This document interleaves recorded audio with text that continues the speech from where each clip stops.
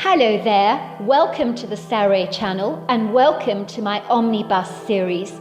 I've got so many of these omnibuses that are going to come out so that you'll be able to listen to an hour's worth of stories, which I know you're going to love. You know, the thing is that telling stories is such a fine art, and it's something that was practiced hundreds of years ago when people didn't have the technology that we have today. And everyone would gather around the fire and listen to a wonderful story. And also, what is so wonderful about a story is that personally, I think it is the best way to go to sleep. Every night when I go to bed, I always listen to stories. And that's something that parents used to do with their children. It's something that they still do with their children. There's nothing better than a good story. And so I hope you're going to enjoy this series. And before we start, I just want to say, do subscribe to my channel because you don't want to miss out on anything. Because I'm in for the long haul and I want to make sure that you get the most stunning stories to go to bed with at night or to listen to when you want to be one of those people sitting beside the fire and listening. Don't forget to subscribe to my channel and let's get started. I hope you're going to enjoy the omnibus.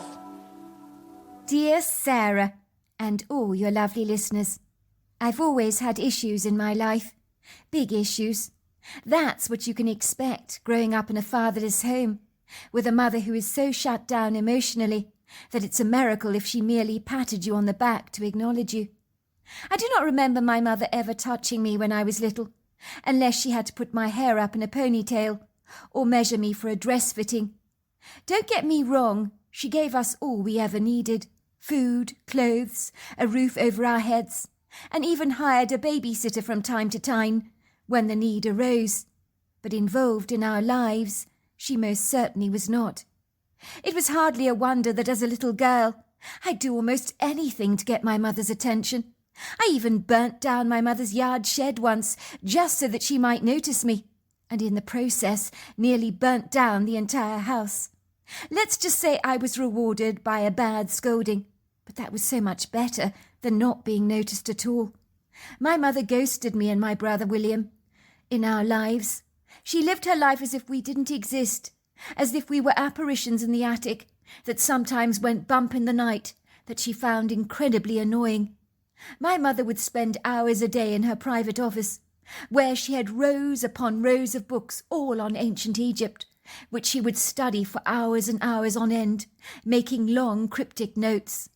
At the time, I had no idea why my mother was so fascinated by Egyptology. She had an unquenchable thirst when it came to the subject. She'd often take trips to Egypt, and when she came back from those pampered indulgences, she seemed like a much nicer person, but her good mood never really lasted. On most days of the week, she was like a dark storm cloud hovering over the horizon, not friendly, not approachable, and always intimidating.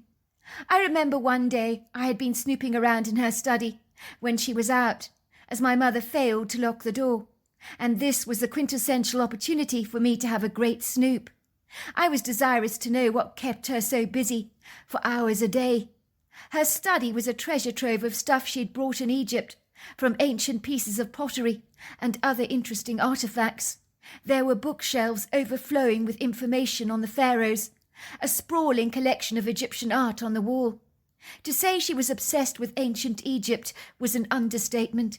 I almost jumped out of my skin when my mother entered the study, wearing a foreboding thunderstorm on her face and oscillating her arms around indignantly like the tentacles of a speared octopus. I was so scared by her thunderous demeanour that I could feel a warm liquid trickling down my legs. I'd wet myself. I perceived I was in big trouble, and in that moment I was scared of her. When my mother grew capriciously angry, it would literally turn me into a useless lump of wobbly jelly, like a great big Portuguese man of war. My mother had always insisted that we were never ever allowed to go into her study. I had broken the cardinal rule, and I was in big trouble. "What are you doing, Harper? Snooping around in my study? How dare you? You know the rules in this household. The study is out of bounds for you kids. I'm sorry, Mummy, I said obsequiously. The door was open. You usually lock it. That was when my mother's dark eyes scanned the picture in the open book in my hands. It was a picture of a striking Egyptian princess, and that was the only time I ever saw my mother smile. That picture you're looking at, Harper, does she remind you of anyone? She asked me. What, this? I asked incredulously, looking down at the picture in my hands. No, I don't think so. No one I know looks like this. Should it remind me of someone? My mother had visibly frowned. Can't you see the resemblance in the profile? That was me in one of my lifetimes. I was an Egyptian princess. I can remember my life back then in vivid detail. Life was so much more sophisticated in those days, so much so than our lives now, much more colourful and vibrant. So can't you see that was me? She asked, sounding disappointed. I then realised to curry favour with my mother, I should tell her exactly what she wanted to hear. You know what, Mum? I think it does actually look like you, I told her. My mother removed the book from my hands and studied the picture of the Egyptian princess, staring at it wistfully, with a nostalgic longing on her face.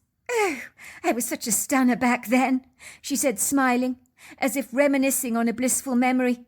Why I ended up in this mundane lifetime after living such a gilded life before, God only knows, she said begrudgingly. Back then I was someone powerful, very important, of great influence. I remember wondering if my mother was as nutty as a fruitcake. How could she believe she was an Egyptian princess in a previous life? I decided that for my mother it was surely fanciful dreaming, musing over a life that she wished she'd lived. But I will admit, she did have an extraordinary conviction that never diminished throughout her lifetime. It was like she was living her life vicariously through an Egyptian princess, long since deceased, with an attachment that I considered most unhealthy. I grew up from a capriciously belligerent child into a difficult, tumultuous teenager, predisposed to temper tantrums, hissy fits, and throwing things around for dramatic effect, in order to procure my mother's undivided attention. I exhibited such unsavoury behaviour, as I desperately wanted my mother to notice me, but nothing I ever did helped, not even the negative school reports that tirelessly complained about my abysmal behaviour at school, and threatened that if I didn't pull my socks up, I might be kicked out of school for good. My mother never even reacted. She merely just said, "You kids, you honestly make me so sick. You're such spoiled brats, so self-entitled. I can't bear it, and I can't wait for you to leave home, so I can finally wash my hands of the both of you, once and for all." I often wondered why she was so disconnected and attached towards her own children. I could never figure it out. Did she hate children, I would wonder? She was the direct antithesis to the mothers that came to the school gate to collect their kids, that painstakingly packed their kids' school lunches for them in neat Tupperware containers and were sure to bake cakes for their school fetes or come and watch their kids in a school play or sports event. Mothers that would embrace their children with big warm hugs, wiping tears away from their children's cheeks after their child took a nasty tumble down a flight of stairs and grazed their knees. My mother did none of those things, apart from begrudgingly picking us up after school. She'd never ask us about our day or what we wanted for lunch when we returned home. She would prepare lunch for us, do the things that mothers are supposed to do, but she never engaged with us or exhibited feelings of tenderness or love towards us. I would say she tolerated us, like you might tolerate the leak in your roof as best as you can, and manoeuvre your way around the problem. We were the problem in my mother's life, the thorn in her side. My mother was a closed book as far as her own childhood was concerned. We knew nothing about her early life. There were no photograph albums of her as a young girl. We had no memory of our father, and if we asked my mother about him, it would be like putting a cut finger in a fish tank full of piranhas, as she'd snap at you and almost eat you alive. "I beg your pardon," she'd say, putting her hands defiantly on her slender hips and staring at us contemptuously through her dark, flinty eyes. How dare you ask me about my private life? It's none of your business. Do you hear me? But, Mum, my brother William would say, don't you think we have a right to know who our father was? You have no right, William, to ask me anything that is not your business. Do you understand? But, no buts, William, she would say. To look at my mother was very prim and proper. Some people might have described her as a handsome woman. But attractiveness does tend to dissipate, like the steam from a kettle, on a face that wears their smile upside down. She wore tight, well-fitting clothes, in subdued, dull, depressing colours, that were as buttoned up and as unyielding as she was. Her clothes reflected a woman that was quite frosty and standoffish. I always noticed that the mothers that wore the colourful, loose, free-flowing clothes at the school gate were the most easy-going and fun-loving of them all, as if their relaxed clothes somehow reflected their mellow approach to life, like the spiritual gurus you see online, who always wear loose cotton shirts. My mother looked on such women with a contemptuous disregard. Many who reached out to her kindly, inviting her to coffee or lunch or to join the book club. "Oh, it's wonderful to see you, Hilda," one of the mothers called Mrs. Carter Price would say. "Why don't you join our book club? We could rarely do with your presence." My mother would scowl and say, "That won't be necessary, thank you very much, Mrs. Carter Price, but I'm not interested in reading fictional books. I've got so much better things to do with my time." "Oh, but that is a bit of a pity, isn't it? I mean, even if you're not interested in books, that's not a problem for any of us. But it's a lovely excuse for the mothers to get together, to have a good tete-a-tete, if you know what I mean." "I'm not interested in wasting my time on trivial gossip," my mother would snap. So from thenceforth the mothers regarded her from a safe distance, as if she was a dangerous, untamed dog that you needed to be wary about. It was not uncommon for the kids in my class at school to tell me how peculiarly eccentric my mother was. Kids can be brutally honest to the point of causing offence. "My mummy says your mum is really weird," they'd tell me. I never took offence to their deriding comments, because I knew they were true. If that wasn't bad enough, my mother's appearance didn't do her any favours in subduing her formidable reputation. She wore her hair in a stiff bun, without a hair out of place. Her golden-coloured skin was always devoid of makeup. Lips were like a dash across her face, that always was turned upside down into a frown. And she always wore stiff clothes. For some she looked like a modern-day Cruella de Vil, but she wasn't as cruel as a fictional character with 101 Dalmatians. She was indifferent, but some might say that indifference is cruel, and they might be right about that. When my mother died after a long battle with cancer, that she also concealed from us like she did everything else in her entire life, I hasten to say me and my brother never shed a tear when she died. It was hard to grieve a woman who had never shown any personal interest in us. My brother took the urn of her ashes and threw them into the dustbin. "She didn't give a damn about us," he told me. "Why should we give a damn about her?" I knew he was right to be angry, but throwing her urn in the dustbin seemed cruel. So when his back was turned, I removed it. I kept the ashes and took a trip to Egypt when I got the opportunity, throwing her ashes over the Nile River. I knew she'd have appreciated that. Needless to say, as a result of my tumultuous, rather difficult childhood, I was a troubled adult, getting into relationships where I was treated with the same measure of insouciance that my mother had shown me as a young girl. It would seem I was attracting the very people in my life that reflected my mother's apathetic impassiveness and detachment. I was drawn to men who didn't give a damn about me, and treated me with an aloof disdain and incurious complacency. Yet like a common garden bird, returning to eat the crumbs in the yard day after day, I'd keep going back for more and more. I was a glutton for punishment. My sapient brother William, on the other hand, was sagaciously reluctant to get involved in any serious relationships. He was terrified he'd find himself married to someone as callously insensitive or inattentive as my mother had been, and that was a real possibility. We are always drawn to what we are most familiar with, and me and my brother were like damaged goods, attracting into our lives the people we didn't want, like moths to a bright light. I was soon to find myself caught up in a pernicious relationship with a man called Bruce Knox, who would lock himself away in his study for ages, much like my mother had done, who would come up only for air like a seal under a frozen lake when he decided he was hungry. He ignored me and spoke badly to me, his words abrupt and unkind. And yet I put up with him because of my childhood. I had been treated by my mother with inertia. I didn't know any different. What was I doing with him, I wondered? Why was I hanging around with someone whose insouciant words were cruel and at the very least unkind? It was like I was standing in shark-infested water with the malevolent ocean monsters swimming around me, and I wasn't getting out of the water when I needed to get out of it fast, unless I wanted to be eaten alive by this man, who'd lightly swallow up all my self-esteem, so that all that was left of me was a withering wreck of a woman. Did I really want that for my life? If I wanted a fighting chance to make a life for myself, I needed to change the interminable habits of a lifetime, change my environment, get the hell away from Bruce Knox. And one day, I courageously did just that. I took a Greyhound bus from Ohio to Virginia and found a job in a local town, working as a waitress.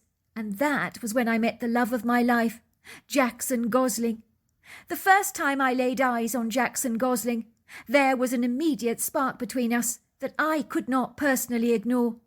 He was so different to all the other men I'd ever met. Jackson was genuinely kind, a quality I was not acquainted with in men I used to date. "Who is he?" I asked Winfred, the waitress who worked with me in the diner. "Oh, that's Jackson Gosling. He's a very good man. 3 years ago he lost his wife to peanut allergy. He's never been able to get over her passing. She was 6 months pregnant at the time, can you believe it? So he lost his wife and his child. He's a successful rancher, a beef farmer with a heart of gold. Everyone loves him in town. But don't even think about getting a date out of him. He won't be interested. He'll never ever get over Melanie. She was the love of his life. They were high school sweethearts, you know, been together since they were 15. If he could lie on her grave day and night like a dog that has lost his beloved master, he'd do just that. But he can't, because he's also devoted to running his ranch. He cares about those steers of his like they're his own children, you know. I could see the lonely, forsaken man staring out into space, looking so lost. I did something I've never done before. I gave him my phone number. "I just thought you might fancy a drink with me sometime," I said, giving him a large smile.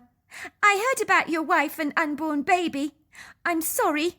If you want to talk about it, give me a call sometime. I'm a good listener." I thought I'd blown it when he crumpled up my phone number in his pocket and grunted. "I'll have the bill, if I may," he said gingerly. I handed him the bill. He tossed some notes on the plate and then marched out of the diner, replacing his cowboy hat on his head. And I knew I must have hit a raw nerve. Why did I even mention his wife and unborn child? The words had tumbled spontaneously out of my mouth before I had a chance to rein them in. "What did you do?" Winfred asked me. "I've never seen Jackson look so ruffled. What on earth did you say to him?" I gave him my phone number. I told him I was sorry about his wife and unborn child. "You did what?" "I warned you," she said incredulously. "The man is grieving. How could you be so presumptuous? He'd never be interested in you. It's not personal. He's totally in love with his wife." "But I like him. I couldn't help myself," I told her. Winfred smirked. "If I had a penny for every girl that told me that they liked Jackson, I'd be a very rich girl indeed. He's the kind of man every woman would want to marry. You'd know he would be devoted to you. He's incredibly loyal, and these days that's a rare quality to find in a spouse. But I doubt the poor man will ever marry again. He'll never get over Melanie." That evening I returned to my insalubrious, rather dingy apartment in town, situated over a 7-Eleven store at the time, that overlooked the views of the street, adjacent to a long ribbon of local shops. The shabby, rather down-at-heel apartment was owned by a woman I secretly called the Old Hag, because she looked just like one. She had a gnarled, crooked body, with twig-like fingers, and a long curtain of grey hair, with a beak-like nose. It didn't help she always wore black, because I could imagine her riding her broomstick in the dead of night. I was to learn that many locals called her the witch. Suffice to say, the ramshackle apartment was in a dreadfully neglected state, with very dodgy-looking electric connections, and with barely enough space to swing a cat. The carpet on the floor was pitifully threadbare, the dingy kitchen as tiny as a closet. The furniture was so grubby. It looked as if it had been recovered from the rubbish dump, and as if the fabric had been covered with oily pizza stains. But it was all I could afford at the time, and the worst part of it all was that there was mould growing on one of the walls. It made the entire apartment smell damp. That evening I remember opening a can of tuna fish and toasting a slice of bread when my cell phone rang. There was no name on the caller ID, as I had less than half a handful of acquaintances in town that I knew, so I had no idea who was actually calling me. "Hello," I answered. "Hello," came Jackson's voice. "I got your number. You gave it to me in the diner in town today. I think I'll take you up on your very generous offer. I wouldn't mind a nice chat. Maybe we could go for a drink somewhere together. Meet me at my apartment. I live in the flat above the 7-Eleven. When I opened the door to Jackson and he entered my apartment, he was taken aback. "You live here? This place is terribly poky. You can't live here. Move into my farmhouse with me. You can stay in the spare room there until you find somewhere better for yourself. Look at these dreadful electric connections. You could be electrocuted by one of these things.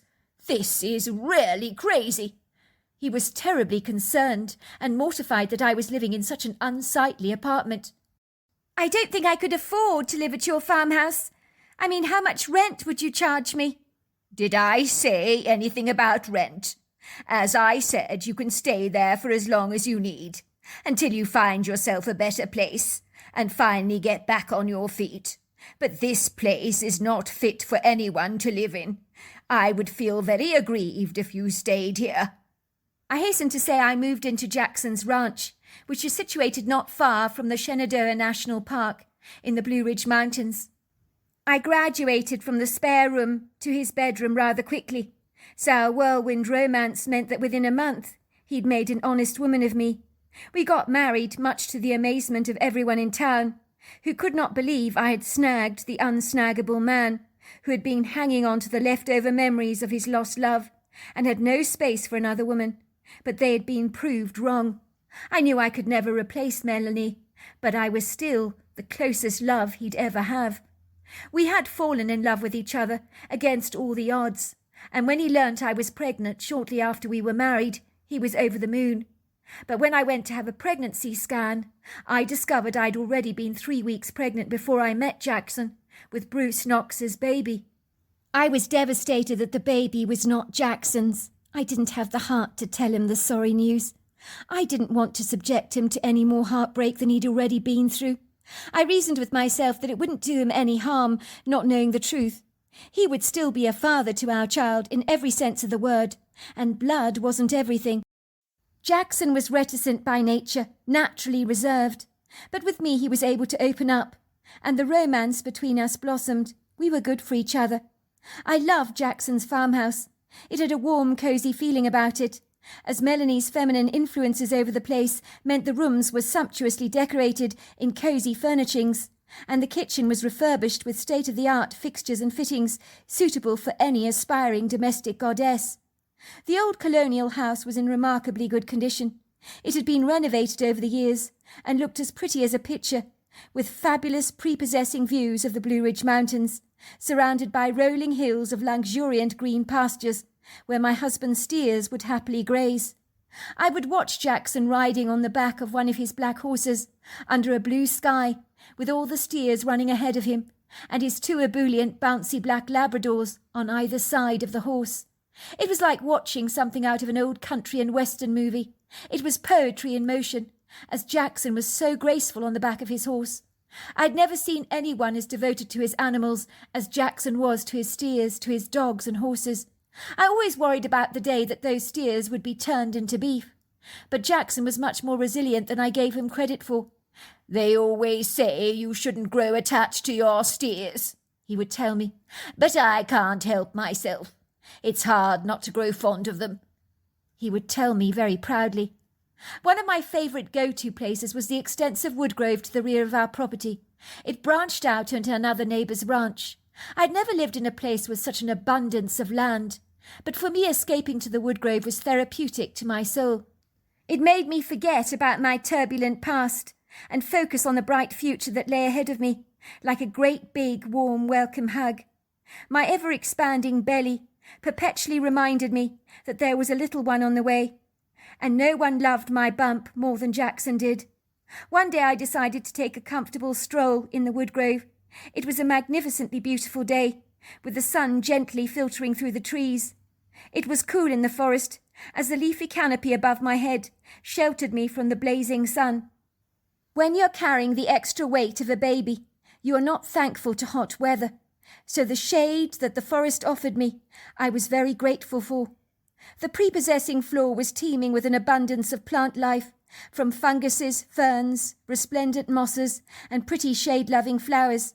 I could smell moss, wild flowers intermingled with earthen smells, and hear the sound of water thundering across the rocks from the stream that ran through the woodgrove, as well as the bird song that trilled in the trees, that filled the forest with an orchestra of pretty music, from chirps to whistles and warbles. I was so enchanted by my surroundings that I sat down on a large fallen log covered with a thick layer of verdant moss. In a trice I got the profound sense I was not alone. Something or someone was watching me, but who? I had seen squirrels, chipmunks, and even rabbits this morning crossing my path, but this was different. I could feel the prickles rising up on the back of my neck. That was when I saw this face peering out at me from behind a tree. At first I thought I'd imagined it. Was it a trick of the light, I wondered? But the second time I was in no doubt that something was watching me. I thought it was a human being, as the face was so human-looking. In truth, I thought it might be the neighbour's kids playing a trick on me. Jackson had warned me that they were mischief-makers, and sometimes ventured onto his side of the land, through the extended woodgrove, which both ranchers seemed to share as an unspoken agreement. "I saw you!" I cried out. "I saw you!"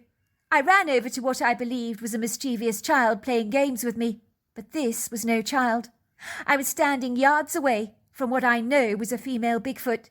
I was so confounded that I stood there like a frozen statue, staring at her nonplussed, as if she was something that my mind had actually made up, fictitiously if you like. She wasn't real, I told myself, but I knew she was. For a moment we stared at each other. I wasn't scared of her. I possibly should have been given her Herculean size, her burly proportions, and her towering height. But when you've been thrown from the world you currently occupy into something so incongruously bizarre that doesn't fit your current perception of reality, fear is not something that immediately engages your attention, as you're trying to make sense of what you're seeing. The Bigfoot seemed amused by my shocked reaction, and I heard the words in my head. "I'm real. I'm not a figment of your imagination." I looked up at her in astonishment. Had the creature just spoken to me? But how can you communicate without audible words? As if understanding the conundrum of my perplexity, she spoke audibly, but in a language I did not understand. But as outlandish as this may sound, the meaning of her words was promptly revealed to my mind, in some form of telepathic exchange. She was pointing to my belly, and then to hers. That was when I realized she had a bump, much like my own. "Kitati lokoto, hati laniki, hapoko la kita, safakashanaki la kanoko, hadila golabokosha, silanikani su." "Your little boy wants to be born," she told me, "but he's still got a while to wait. I'm also pregnant, but my baby's younger than yours. She's not as eager to be born. She likes the safe confines of my womb." I don't know how it happened, but we both began touching each other's bellies. The Bigfoot's brown eyes were filled with excitement. I think that is why she revealed herself to me. We were two mothers, both incredibly delighted about being pregnant, sharing in the magic of such a precious God-given gift together. "Dila Niko, ha sila tuasika, ho kolopoto, sinatale kanoko, ha masi." "It's been such a struggle getting pregnant," she told me. But finally, it's happened. And we're both soon to be mothers. I can't wait. How do you know my baby's a boy? I asked her. Well, I can see the male energy flowing from you, she told me. Itani koloboko. I then heard the sound of an owl hoot. She stood up and tapped my back. Ilaki loko, hasikatinako, homakilakilako shono, zavikila sinotoba, agila nokoloko shakwa, hisinatila nobo. I need to go. That's my man. He can't bear to let me out of his sight after all the struggles I've been through to get pregnant. He likes to watch me like a hawk. Everything about her was so human, including the way she spoke about herself. I stood there in awe as she hooted back to her partner and gave me a brief nod, and then she disappeared into the woodgrove, moving away so gracefully as if she was floating on air. My encounter with her had been so brief, and had warmed the cockles of my heart, and was one of the best and most exciting things that has ever happened in my life. She told me I was having a boy. I hadn't even been informed of the sex of my child yet. Could she be right? Was I having a boy? It was later confirmed she was absolutely right about that. When I returned back to the house, I was eager to tell Jackson about my incredulous encounter, but something stopped me from opening up about the idiosyncratic turn of events that had dappled my day in a glaze of awesome golden wonder, and left me believing that the world was a much more exciting place than I had first envisaged. Whether Jackson would have believed my strange account was highly questionable, I thought, for I knew many believed that Bigfoot was a spurious creature of fiction and didn't actually exist here in North America, but I knew very different. One morning when Jackson came downstairs, he barged past me obtrusively, storming out of the farmhouse, and this was the first time I'd ever seen my husband looking so frayed at the edges, as if he hadn't had a wink of sleep. There were dark rings under his eyes. He looked far from happy. More to the point, he ignored me, which was incongruous behaviour for my loving husband. I ran hurriedly after him. "What's wrong, Jackson? You look like a bear with a sore head this morning. Has something bad happened?" "I'm fine," he grumbled. "Just give me my space, will you?" And I did. Jackson's account. I have never known the feeling of betrayal as I opened up my wife's sock drawer. For some reason she was confusing her black socks with mine and was always putting them in the wrong drawer. It was when I was removing my own socks that I saw a picture buried beneath the socks, and I knew at once I was looking at the ultrasound scan of my baby.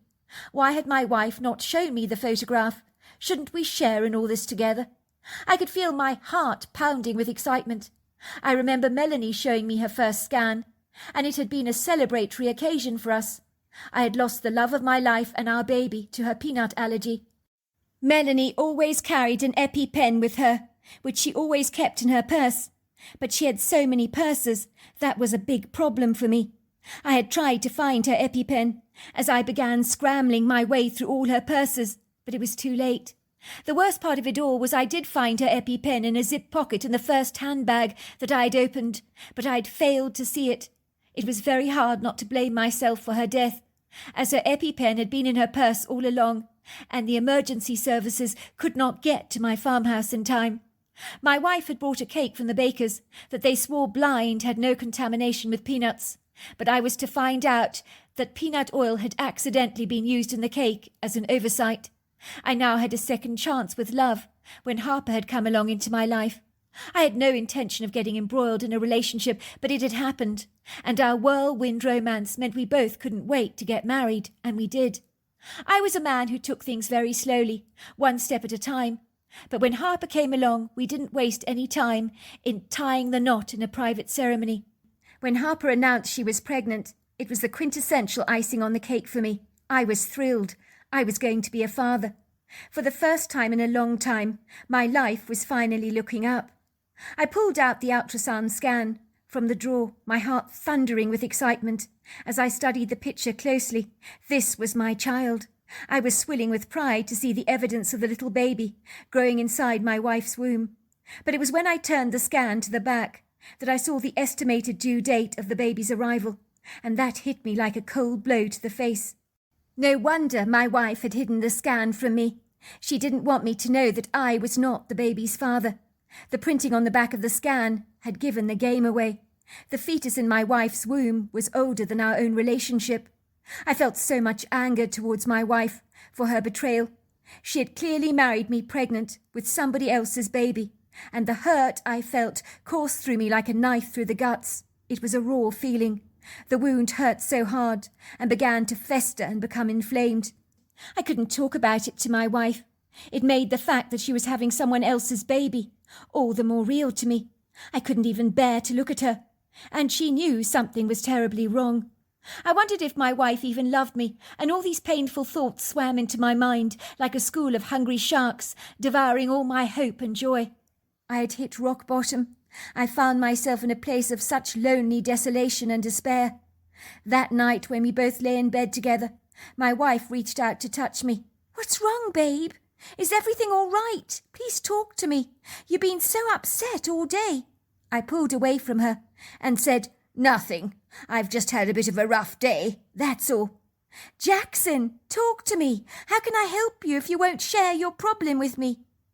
"Is it Melanie? Is it the anniversary of her death or something?" "This is nothing to do with Melanie," I said brusquely. "Now let's get some sleep. I've got a busy day in the morning." Of course I didn't get any sleep. I was experiencing my own dark night of the soul. I suspect it happens to all of us at some point in our lives. Losing Melanie had torn my life into shreds, but discovering my new wife was not carrying my baby was the final straw. I could not get my head past that revelation. It was a huge deal for me, not to be the father of my unborn baby. This was not fair. Had I not been through more than enough horrors in my lifetime? My mind kept taunting and teasing me. "The baby's not yours. The baby's not yours. The baby's not yours." And that was when I decided to take my rifle into the woodgrove and just blow my head off. It was a thought that came to my mind quickly, not a thought I had deliberated on. I'm sure many suicides are. On the contrary, it was an impulsive whim, a decision born about from a desire to evacuate my mind from the pain I was feeling, an end of my personal torment. I had been through too much. How much did the universe intend to take from me? I had nothing left to give. I was completely spent. Now I was expected to be a father to a boy that was not my own, and a husband to a woman who may not really even love me. Perhaps she had married me to offer her child financial security, which was why she had handed me her phone number in the diner, and had been enthusiastic to have a quick wedding, so that I'd never really gleam it had all been part of a strategic plan. Ending it all was an impulsive decision I made as quickly as the flavour of ice cream you choose at the ice cream parlour, without any earnest speculation. I tiptoed out of the house with my rifle and my torch in hand. My wife was lying fast asleep in bed, but I barely even gave her a second glance. I was so in love with her. I knew that one look at her beautiful face would subdue my desire to go through with my plan, and right now I saw it as the only escape from my pain. Shooting myself in the woodgrove would be a good place to end it all. It was my favourite spot on the entire property, and would spare my wife the grim aftermath of all that gruelling, indignant clean-up. It was so much neater to kill myself in the woodgrove, where nature would generously clean away the harrowing mess that I would naturally leave behind. I opened the door surreptitiously, and I was greeted to a beautiful, perfect evening. The clock on the kitchen wall had registered 12:34. There was a full moon hovering over the roof of the sky, like a miniature bright sun, with a luminescent glow and a soft, effusive light. It was almost as if the sponges on a car wash had bleached some of the darkness away, so that the sky, instead of being an inky black colour, was more like a deep pewter grey. I could see so many stars in the sky that night, bright constellations that twinkled brightly, like rhinestone jewels set in a glamorous evening gown. The orchestra of crickets and frogs serenaded the night, as I bounded down the path with the eagerness of a young child. Was I really looking that forward to meeting my end? What about my pregnant wife?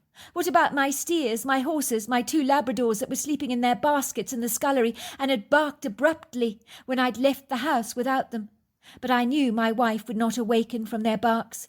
She could sleep through a tornado, if needs must, and being pregnant had made her permanently exhausted. My heart was pounding with an adrenaline rush as I finally entered the woodgrove. It was throbbing loudly in my ears. Even my hands were becoming soaked with my own sweat. I was wearing a headlamp on my head, and my feet were cushioned comfortably in my walking boots, while I carried my rifle in my hands. The ground seemed spongy beneath me as I padded through the red oak and chestnut trees, where their sculptural silhouettes had become dark and menacing, as only a faint scattering of pearly moonlight trespassed through the tight weave of the branches above my head. I'd never been in a woodgrove at night before, and it was oppressively inauspicious and bleak, like a dark drawing devoid of any light. I felt as if I was stumbling around in the darkness, as if there had been a major power cut in the woods, but the light of my headlamp was all that was needed to see my way ahead. Where was I going, I wondered? I hadn't even left a suicide note for my wife, but that couldn't be helped. I needed to get this over and done with before I chose to change my mind. My feet beat against the bracken of last year's fall, much that had become like a mulch beneath my feet. Finally I reached a tree that I'd always loved. It was one of my favourite trees in the entire woodgrove. I believe it was 500 years old, and was a kind of tree that grounded me.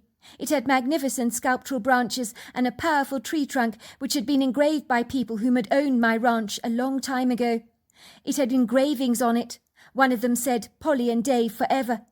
I slank down on the earthen floor, my back perching against the trunk of the tree. As I sat there, I put the gun against my forehead, and then wondered if it wouldn't be better to put it in my mouth. But before I could make any prompt decisions, something grabbed my rifle from me. Where had it gone? Who had taken it? And that was when I saw her, washed in the light of my headlamp. I was so dumbfounded by what I was perceiving that my mouth dropped wide open, and all thoughts about taking my life were overtaken by my complete bewilderment. I was staring at a Bigfoot. She was so strong, so majestic. She broke my rifle into pieces with her hands, bending the metal back so easily, as if it was nothing. She seemed to be shaking with anger, and I realized she was furious with me. As you can imagine, being in the presence of an angry Bigfoot with the strength of a farming tractor is not a pretty picture, but I wasn't afraid of this creature, not at all. If she wanted to kill me, she was welcome to. She'd be doing me a favour. She'd save me the bother of having to kill myself, and that was a big plus. But this creature had no intention of killing me. She glared at me defiantly through her deep-set dark eyes, as if she was appalled and disgusted with me, as if I'd done something to cause her a grievous offence. I was amazed by how human her face was, and there was an intelligence about her that caught me way off guard. If things weren't weird enough, they were about to get significantly weirder. The creature spoke to me in an indigenous language that sounded as if it was rooted in ancient origins. Her words were translated into my head in English. "Italika! Italika! Italika!" I heard her say. "How dare you! How dare you! Italika!" She let out a low guttural growl. I stared at her through wide eyes. "Italika! Kikolopa! Isakana tua! Hisulukumakisafaka! Omakalikunopa! Hilikoloshokwa! Sinakalabanakasi!" How dare you take your own life? It's not yours to take. Your life is a gift. You want to throw it away as if it means nothing. The trees only throw away their leaves when the weather is ripe for the fall. But you want to dispose of your body before it's due time. Have you no shame? What about your pregnant lady back home? And your baby boy in the way? Don't you care about them? That was when I got angry with the Bigfoot. "What do you know about that? That baby is not mine. I'm not the real father." "Kikida poko, ha sakanakwaki, ho botonosi, ha dalaganakwashika, ho mani tila nogobolonashi." But you will be his father, and from what I can see, you will be the father of 3 more boys still waiting to be born. And you're going to throw that all away for nothing at all, because you feel sorry for yourself. You know how pathetic that is. My people would call you gutless. I'm carrying my own baby in my womb, and this little thing is precious. So is your baby precious that is yet to be born, that was meant to be your child, even without the blood connection. Tokolanita, ha sakanakwo, ha minatolabanisi. Now you get back home, do the right thing by your good lady, who loves you with all her heart, or you will have me to deal with. Antilaniko, ha sakanasi. And I can be very mean if I want to be. She shook her head in disgust and ambled away, and I realised in that moment she was absolutely right. I was pathetic. Why would I throw my life away over a baby that was not my own? Did it really matter in the grand scheme of things? When I told my wife how close I came to ending it all, she was completely devastated. We exchanged stories of the wild hairy lady in the woods whom had stopped me from doing something incredibly stupid. And 10 years down the line, I have 4 children, and dread to think what I would have missed out on if I'd blown the trigger. I haven't seen the Bigfoot again, but I have a feeling she'll show up when she's needed, like some kind of guardian angel. So there you are. That's my story. Dear Sarah, and all your lovely listeners, my name is Kirk, and I'm from Boulder in Colorado, which is a town nestled in the foothills of the Rocky Mountains and is home to lots of marvellous hiking trails and adventure opportunities for the outdoor enthusiast, much like myself. I live in an old-school vintage neighbourhood that was originally called Hill Street, but is now called Mapleton Hill, a name that was born as a result of the addition of 200 maple trees that were originally planted on the street. I live on the west side of Mapleton Hill in a stunning, beautiful green leafy suburb with verdant green turf and ubiquitous green leafy trees and very attractive old-world historic retrograde homes, along with some houses that in more recent years were remodelled, restored and modernised. I grew up in Denver, Colorado, but moved to Boulder with my wife Polly in 2001 and have never regretted my decision to move here, because we're so centrally located, which means that we literally are only a couple of blocks away from downtown, and yet at the very same time we are so close to the natural fauna and flora of the idyllic Colorado countryside, and so we quite literally have it all here, and I wouldn't want to live anywhere else in the world.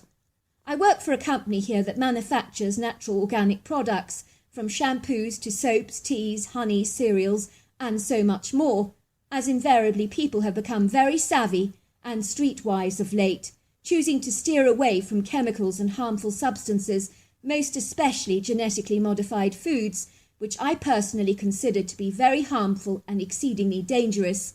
I ardently believe the conspiracy theories that these crops were specifically engineered for nefarious motives, as if they harm the natural wildlife. What are they doing to our own bodies? I live in this neighbourhood in an antiquated Tudor-style home with a traditional steeply pitched black roof, multiple overlapping front-facing gables, a stucco exterior accentuated with dark brown trim, which is set against pretty whitewashed walls and large French windows. It has that quintessential old-world English country charm about it, with a very exquisite yard that denotes the feelings of being in a magical, enchanting and quaint English country garden, so full of petunias, geraniums, lavenders, daisies, and plenty of very vital, vivid, beautiful roses, with some rambling climbers that grow against our front door in a resplendent display of vibrant colour. I live in this sumptuous, cosy, retro abode with my wife Polly and our 2 daughters, Jasmine and Delilah. My inexplicable, unorthodox story that ultimately led to my outlandish, anomalous encounter with the hairy man that we like to call Bigfoot happened in the spring of 2009.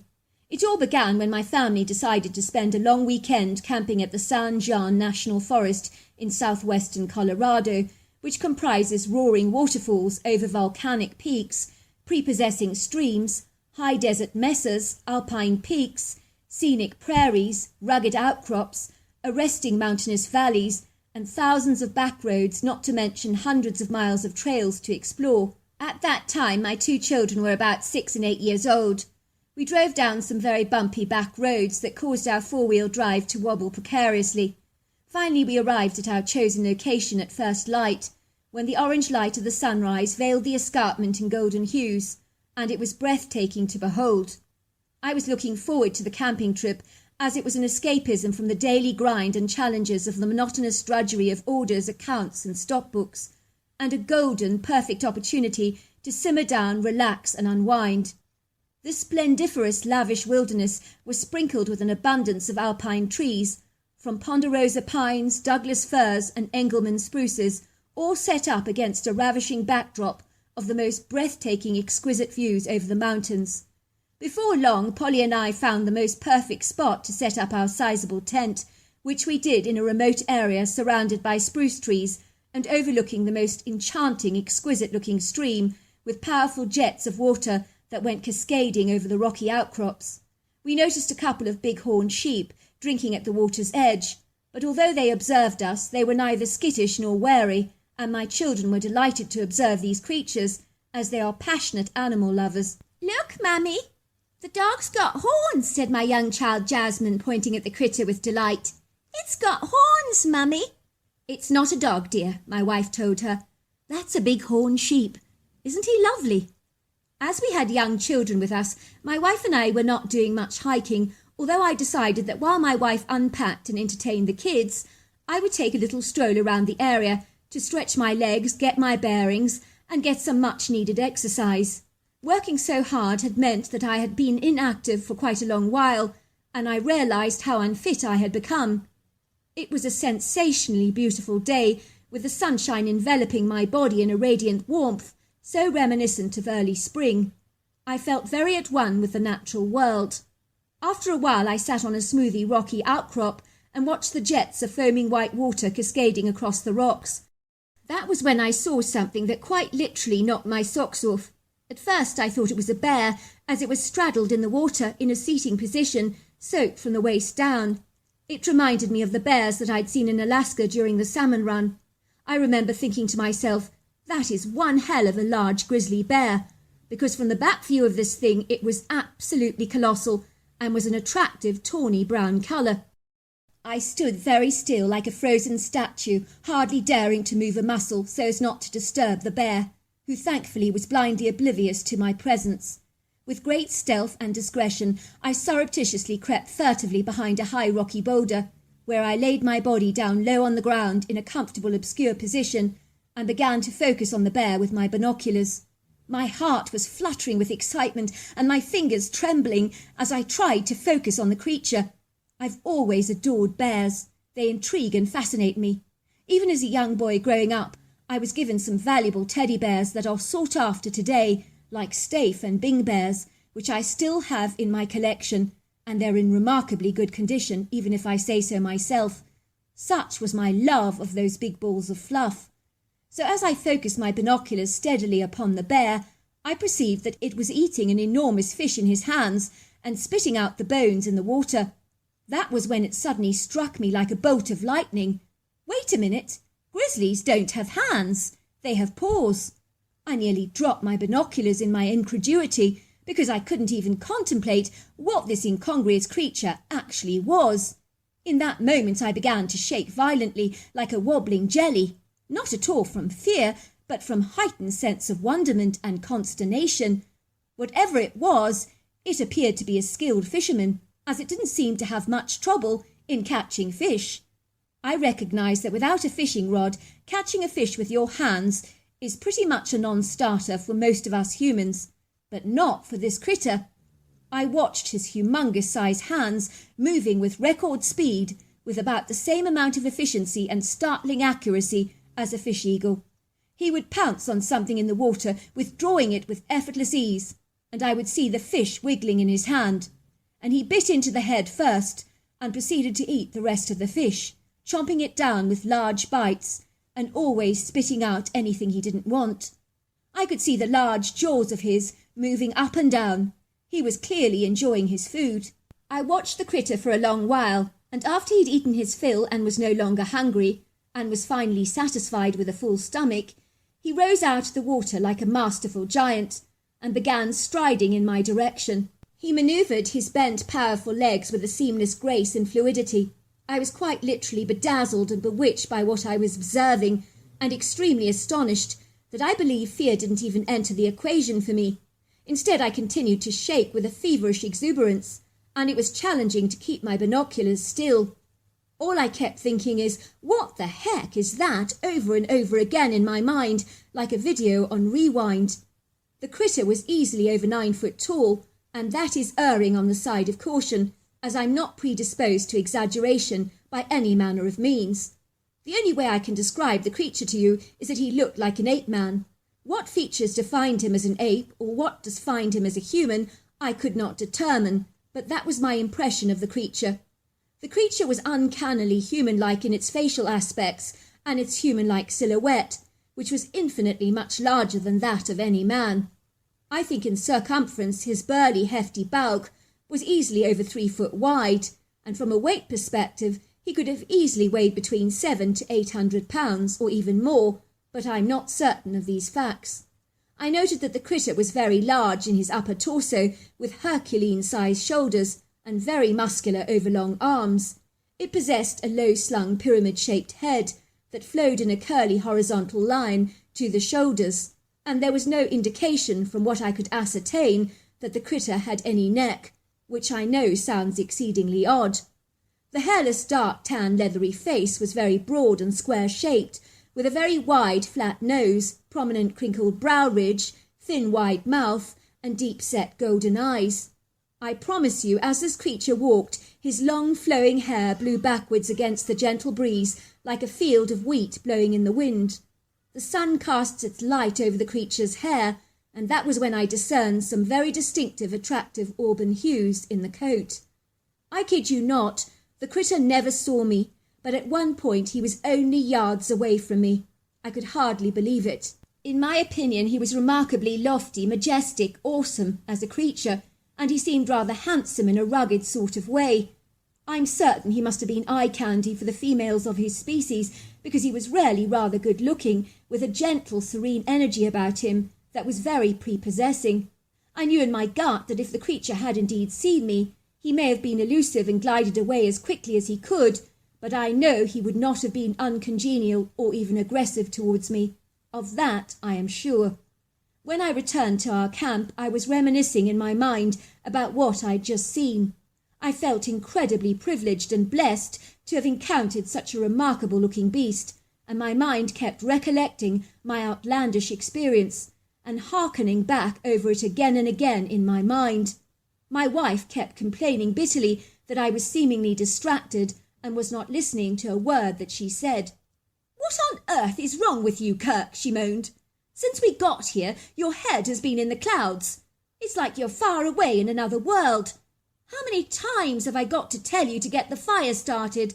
Or should I do it?" "What, dear?" I said, looking bemused and not really listening to a word she was saying, as my mind was 1,000 miles away, recapturing my memories. "Kirk, the fire," she snapped. "Get a move on, will you? It's getting late and the kids need to eat. They're hungry and they're snacking on sweets. You know when they eat candies, it robs them of their appetite." Before long we were eating our barbecue, which consisted of spatchcock chicken and sausages, with salads and garlic bread. And although delicious, throughout my meal I never said a single word, much to my wife's growing annoyance and agitation. "I'm going to bed with the kids," said my wife. "I can see I'm not going to get a word out of you today. You seem so distracted, preoccupied, unfocused. I was hoping we could have a romantic evening together, gazing at the stars and marvelling at all the constellations. I envisaged us sitting under the stars, drinking some white wine, roasting some marshmallows together over the open flames of the fire pit. Well, I can see that's not going to happen. You're far too vague for any of that tonight. You really are in a complete daze. I've never seen you like this before." "Night-night," I said in a disinterested, nonchalant way. "I'll join you in a moment. I just want to stay out here a little longer and watch the fire." All of a sudden I could hear a helicopter hovering very low over our heads. This helicopter appeared to be looming over our campsite in a very suspicious, sinistrous way, and what made it even more ominous and inauspicious was it didn't have any lights on, which made it even more baleful and portentous. As you can imagine, I was haunted by the strange manner of events that were unfolding before my very eyes. Something didn't feel right, and the peculiar behaviour of the blacked-out helicopter seemed nonsensical to me.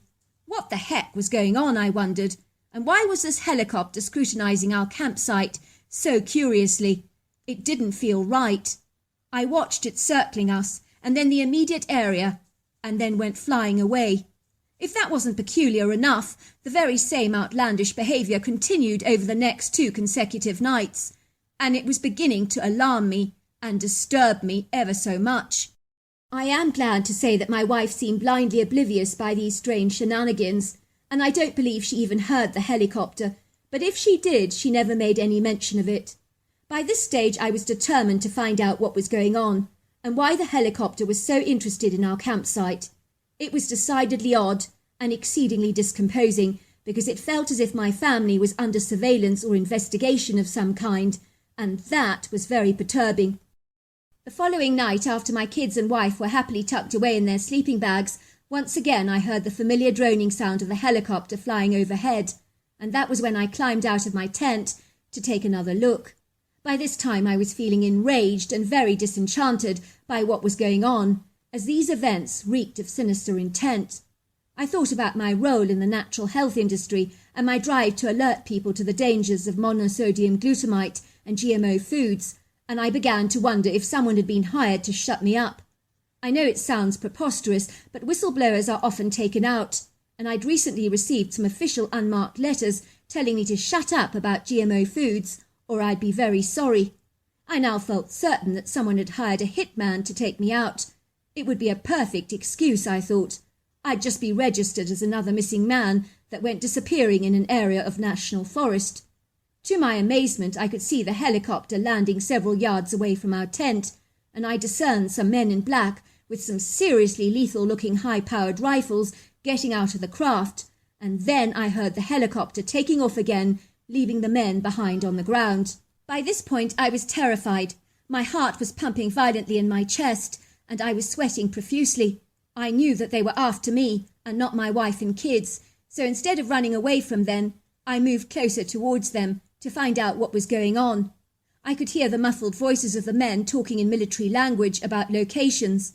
I saw them disappearing into the thick area of spruce trees, and I could hear a number of rifles going off like something you would expect to hear in a war zone. It was incredibly distressing and, quite frankly, absolutely terrifying, but it became very clear to me that I was not the target, after all, which was, in fact, a huge relief. My wife got out of her sleeping bag and came running out to me, asking me what the hell was going on. I lied to her, telling her someone was having a party with firecrackers. "You've got to be joking," she said, returning back to her sleeping bag. "That's got to be the most selfish thing, startling all the wild animals like this. I can't imagine it's legal or ethical to have firecrackers in a national park. I've a good mind to report those people. If I jumped out of my skin, imagine how those wild animals are feeling right now." Even my kids began to howl and cry because they were so terrified by the excessive noises that my wife had to comfort them and calm them down. "It's nothing to worry about, sweetheart. The banging sounds are just fireworks. Someone's having a party. Now go back to beddy byes like a good girl," she said, kissing my daughter on the cheek. It looked like that. I watched in horror as once again the helicopter landed yards away from our tent, and 5 military-looking men, all dressed in black, were carrying the dead colossal heavy body of a hairy humanoid ape, much like the one I'd seen a few days prior, on this large stretcher. I watched in absolute disgust as I heard one of the men say, "We got him," and they climbed back into the helicopter with the beast. After the helicopter flew away, I heard the most gut-wrenching cries permeate over the whole wilderness area, and the sound was so traumatic and discomposing. I was in no doubt that I was hearing the sounds of these strange human-like creatures grieving the loss of their deceased loved one. I'm not ashamed to say that the sound was so grievously sad it brought tears to my eyes, and I began to sob uncontrollably. My wife rushed over to my side to console me when she was awoken by my cries. "Kirk, what the heck is the matter with you?" asked my wife, looking very upset to see me so emotional. "I've never seen you so distressed before. The last few days you've been in another world, and now you're crying like a baby. Is something going on that you're not telling me about? Have you got cancer? Or is there something terrible happening at work that I need to know about?" "It's nothing like that," I lied. "I think I'm a little concerned about Dad's hip operation next week. He's not getting any younger, you know." My wife looked at me and took me into her arms and patted me gently on the back. "Is that what this is all about? I might have guessed. You've got nothing to worry about, darling. It's amazing what they can do these days with surgeries. Your father's going to be absolutely fine. I can promise you about that."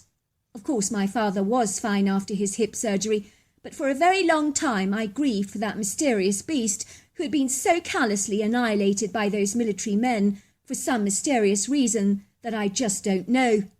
I just hope that they had a good justified reason for taking out that creature in the ruthless, reckless and merciless way that they did.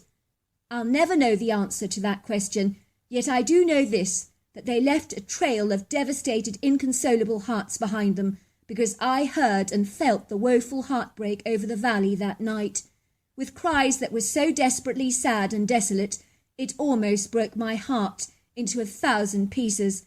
For indeed this anguish energy was so perceived that even my own children said, "Daddy, there's some really sad people crying. Did something bad happen to them?" All these years later, I've never told anyone my incredulous story, not even my wife or children. I do not really know why, but I'm pleased to share it with you and your listeners in this safe, anonymous forum. All these years later, I believe, and I'm in no doubt, that I encountered a Bigfoot that day. I also emphatically believe that they're not all dangerous monsters that we've been led to believe, and I am certain the military have also been involved in secretive missions to take out some of these majestic beasts. If this is indeed the case, I hope that they only cull the critters that are aggressive, threatening and dangerous to humans, because it would be nonsensical to kill them for no reason, especially if they're gentle and kind. In my opinion, these creatures are almost too human to just blatantly kill, and we should really think about what we're doing first. So there you are. That's my story. Dear Sarah and all your lovely listeners, I have a fabulous Bigfoot story that my grandfather told me when I was a little 11-year-old girl in 1954, and it was a story he told our family around the campfire on many of our camping trips in the North American wilderness. We would share so many exciting, wonderful stories together, and among them were the usual ghost stories, but my grandfather's stories surpassed them all because they were the most fascinating, and all those years ago he swore his stories were true. I hung on to every word, and with my incredible photographic memory, I never forgot a single detail of his story. So this is the story he told me all those years ago, that I think will be of interest to your listeners and you, of course. I am telling you the story the way it was actually told to me all those years ago, and also the questions I was to ask him. I am in no doubt that my grandfather developed a relationship with a family of Bigfoots. So this is his incredible story that I know you are going to just love. I was only a young boy. I must have been 12 at the time, and I was living with my parents in a lovely little cabin, flanked on every side with woods. I loved to explore the idyllic countryside, and as I did not have any brothers and sisters to play with, my parents told me never to wander off too far because there could potentially be wild animals around. I was told to be ever careful, wary and vigilant at all times. I spent hours around the creek, lifting up all kinds of rocks to see what lay beneath a stone. I would collect tadpoles and watch them develop into little frogs, and I was so intrigued by the progression and marvels of nature. I was fascinated by biology in every form, and I would literally spend ages watching insects and collecting all kinds of unusual bugs. And believe me, I collected some marvellous specimens. I would watch a pair of praying mantises copulating while the female was eating its partner's head during their physical consummation, and she devoured the rest of her partner's body in a ravenous impassion. I remember thinking what a poor deal the male actually had, and how if I was a male praying mantis, I would definitely stay well clear of any famished female. Copulation just simply wasn't worth the energy. One day as I frequented the woods where I loved to play, I was almost certain that something was watching me. I could feel steely eyes on me, and I could sense someone was there. But as I looked around, I saw absolutely nothing. I started to cross-examine myself, wondering why my imagination was in overdrive. Yet try as I might to push away those uneasy, awkward feelings, they kept resurfacing again and again and again. I was being watched.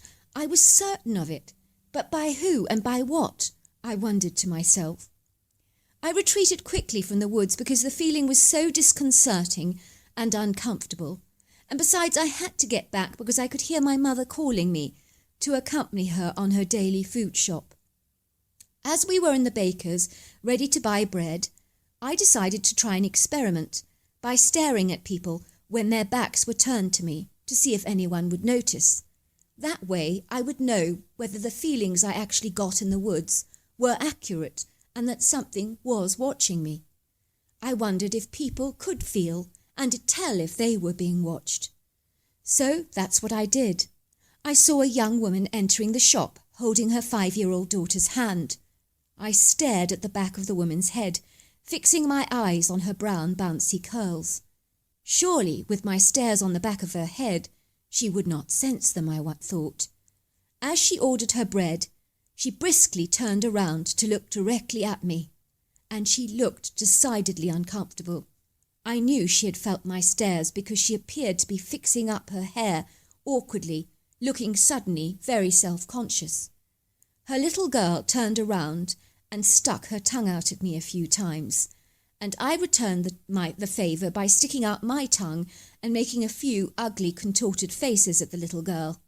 She suddenly started to blurt out and to cry and to howl, and her mother shuffled out of the shop with a loaf of bread clutched under one arm and clutching her child protectively with the other. She glared at me as she tottered out of the baker's. I then saw a gentleman standing in another queue, and I stared fixedly at his shoes, and once again I saw him shuffling his feet uncomfortably as he sensed my fixed stares. Suddenly he said, "Son, is there something wrong with my shoes? I notice that you keep staring at them." "No, sir," I replied. "They're just very, very nice, that's all." "You think so?" he said, looking pleased. "I've never ever worn shoes that attracted so much interest before. I am pleased that you like them. I must remember the place I got them for future reference." I was now convinced that my experiment proved that you always know when someone is watching you.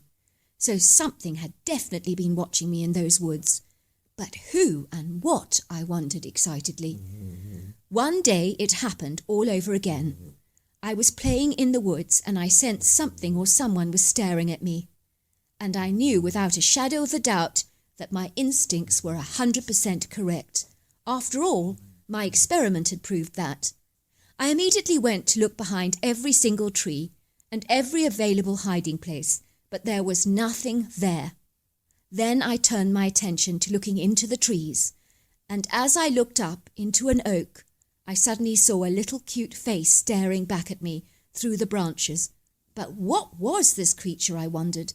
I'd never encountered an animal like this before.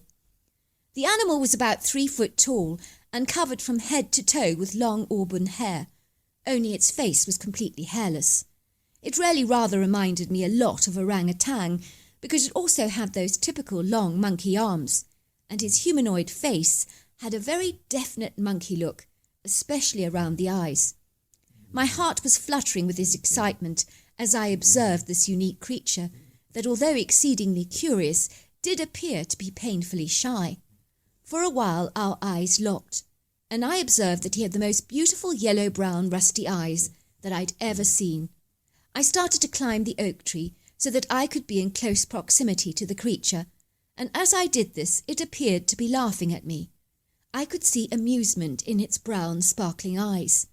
I realized that my clumsy, ungainly climbing had made this little creature laugh, because compared to a monkey's agility, I must have looked like a bungling idiot. Suddenly the little creature became consumed by confidence, seemingly overcoming its natural reticence, and it proceeded to show me how to climb up and down a tree properly, and so I tried to emulate it, but every time I did, the creature appeared to snort with laughter because of my cloddish manoeuvres. I grinned at the creature because I was beginning to realize how gawky and pathetic I looked. It was in that moment our friendship was born, and there was no turning back. It did not seem to matter that we were of 2 different species, although my friend did have extreme human-like qualities, like intelligence, humour, and a huge sense of adventure. We would chase each other around the woods, but every time he swung up on the trees with his long arms and twisted himself up into those branches in all kinds of impressive acrobatic manoeuvres, I knew that I had lost the game, because he was so agile and fast, and I could never compete with such nimbleness. I would visit my friend in the woods all the time, and I do not recall a time in my life when I was happier and more content. Even my mother noticed that I seemed to be so deeply happy with my life, when before she had noticed a rising restlessness in my spirit that had now been curtailed by a positive, happy outlook. I had developed a bond with this incredible creature, but I did not know where he was from or what kind of species he actually was, nor did I know why he was always sitting on the top of the very same oak tree every time I went to visit him. I did wonder who and where his parents were, and why they left him all on his own for such a long period of time.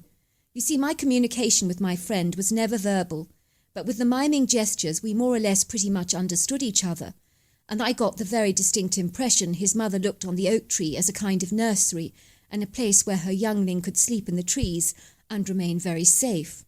I'm pretty certain the creature was actually nocturnal. Well, that's the impression I got. One day as the two of us were climbing a tree in the woods and eating the bananas I'd brought with me, which was something I always did, much to the delight of my friend.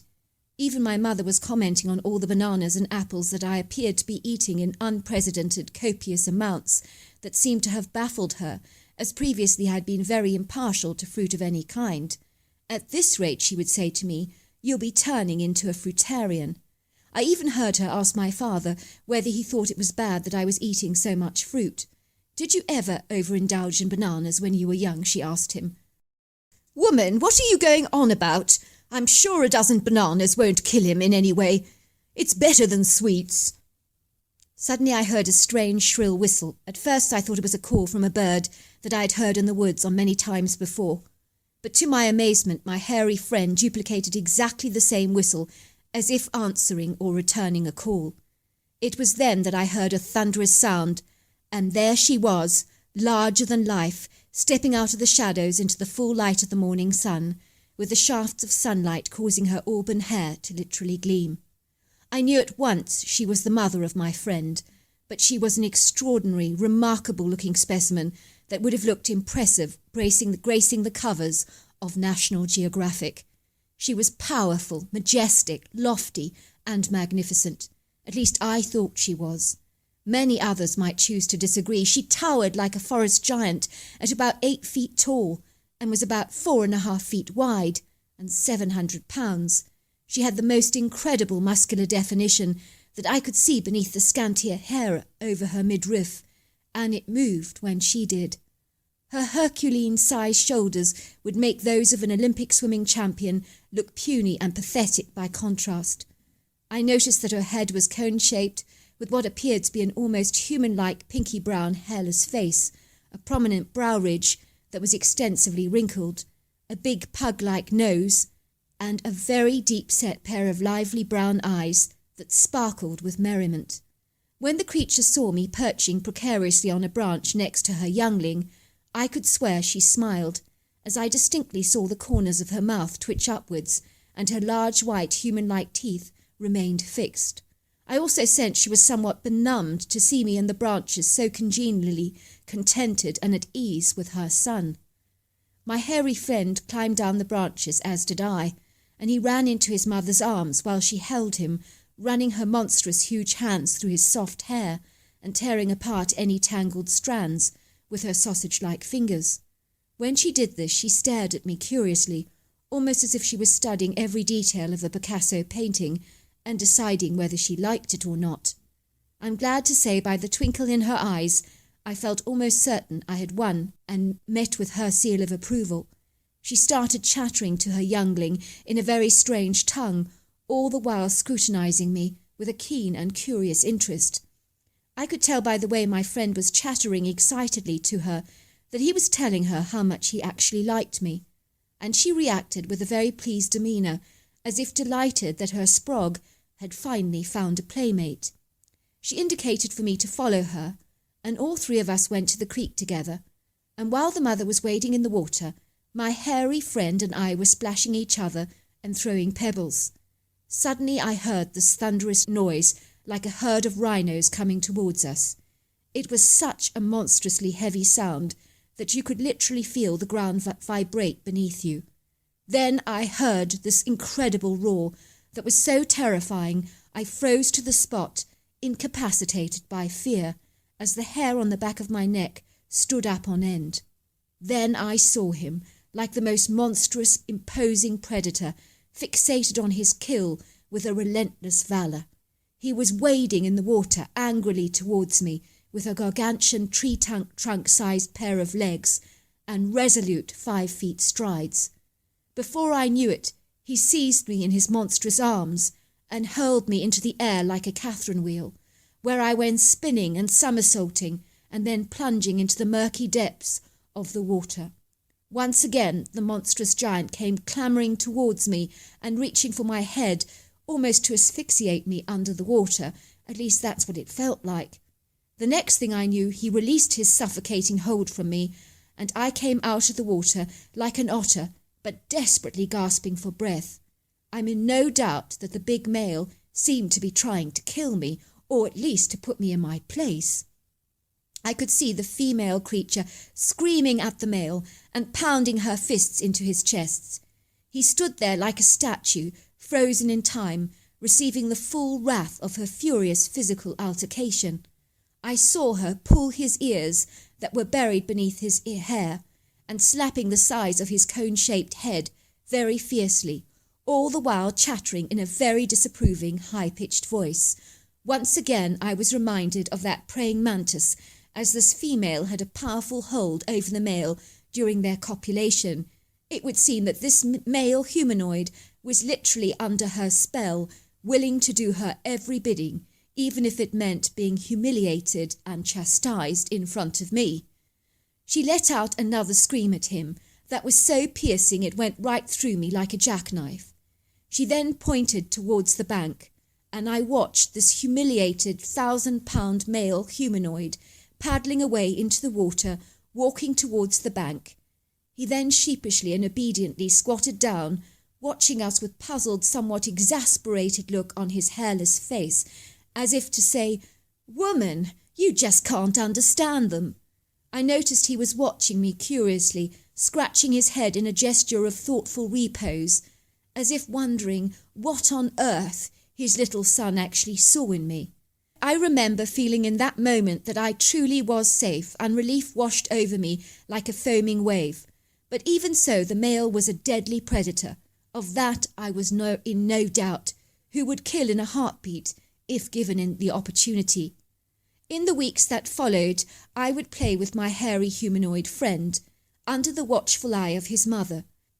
When I did see the male, he would make a few unfriendly grunts, but he was never very aggressive, and began to accept my relationship with his son. One day when I went to play in the woods, the female humanoid ape and her son howled for a few moments, and that was a bit odd. And then they both gave me something. My friend gave me a collection of pretty birds' feathers, and the female gave an elk skin, and then out of the shadows came the male creature, who presented me with a pair of deer antlers. In that moment I knew they were leaving, probably because they never stayed in one place for very long. They all proceeded to tap me on the shoulders, and then they were gone. Years and years passed by, and then when I got into my early 30s, I saw my friend again.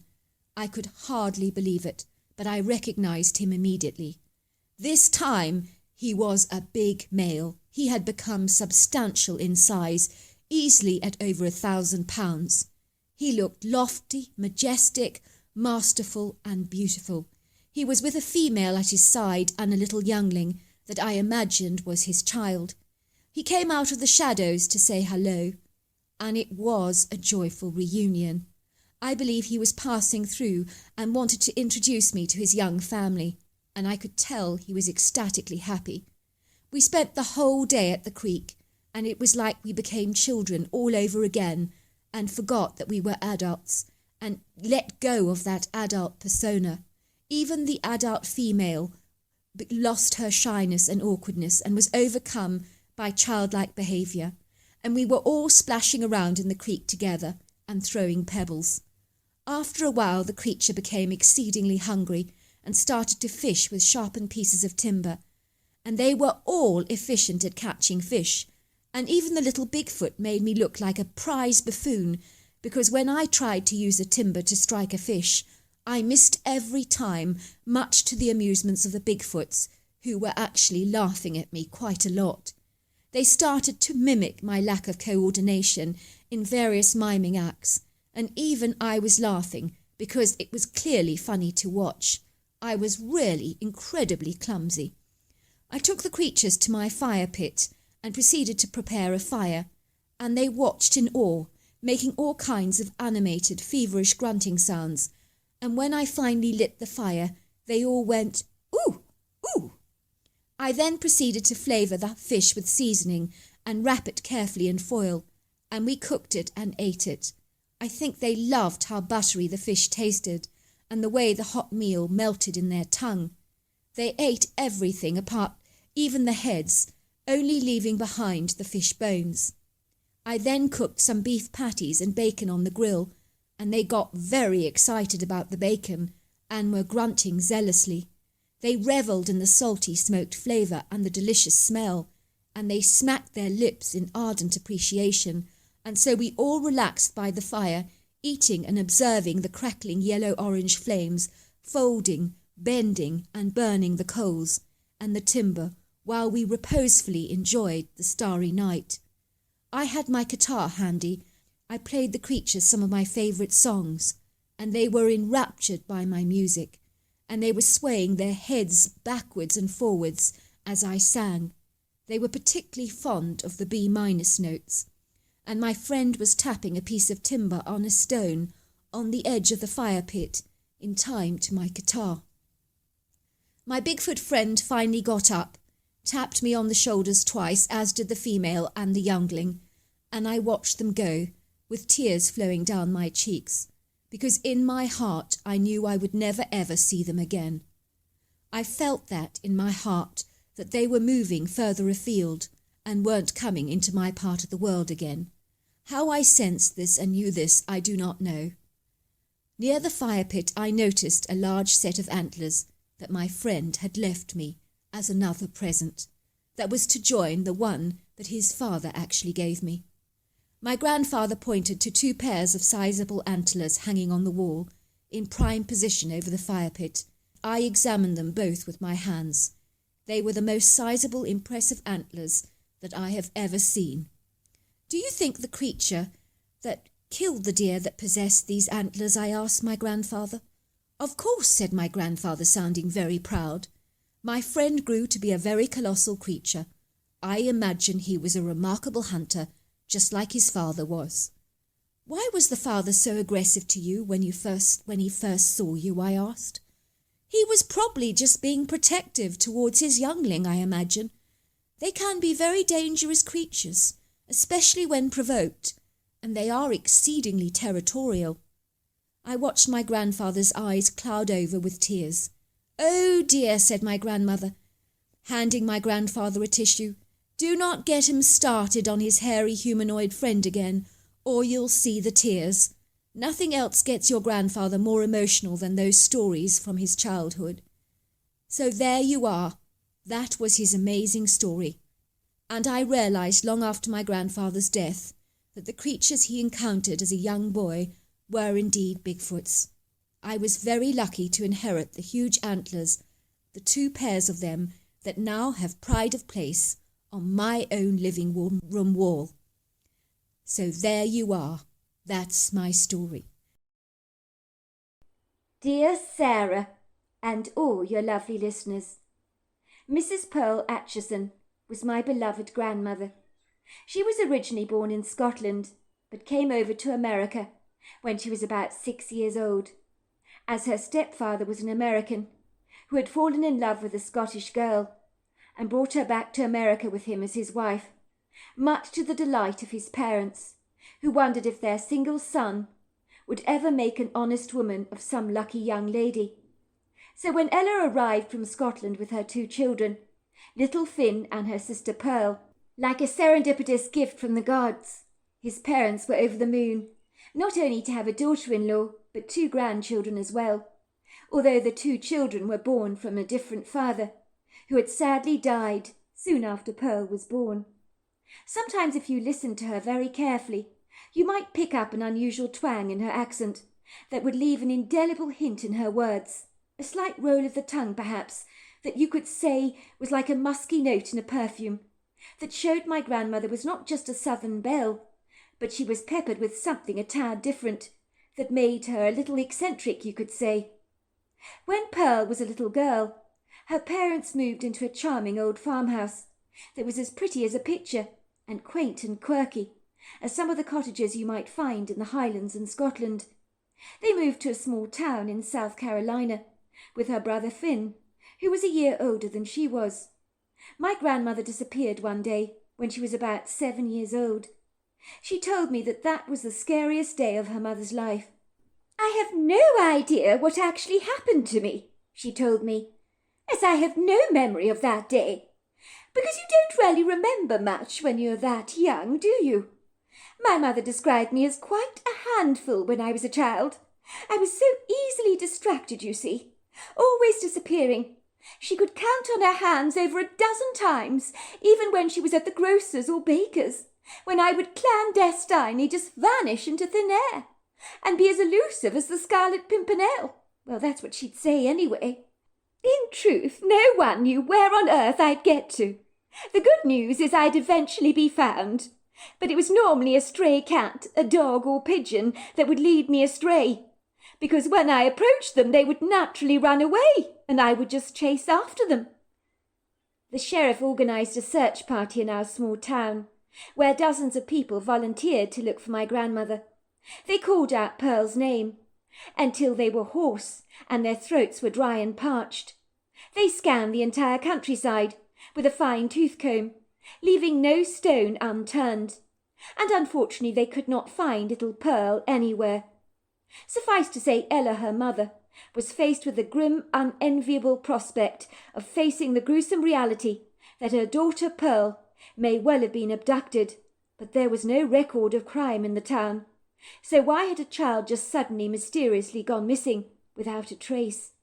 The incident caused a grievous upset in the local community, as families were worrying if it was actually safe for their children to play out of doors, as people wondered whether there was a predator in their midst of the human kind that may be living among them like a wolf in sheep's clothing, which was a dispiriting thought if ever there was one.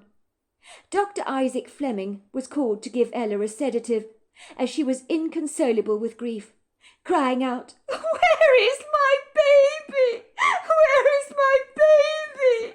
Please someone help me find my baby." The woman was filled with such a grievous despair, no one could calm her down. "Don't you worry, Mrs. Brackenbridge. We will find your little girl for you," the town sheriff informed her.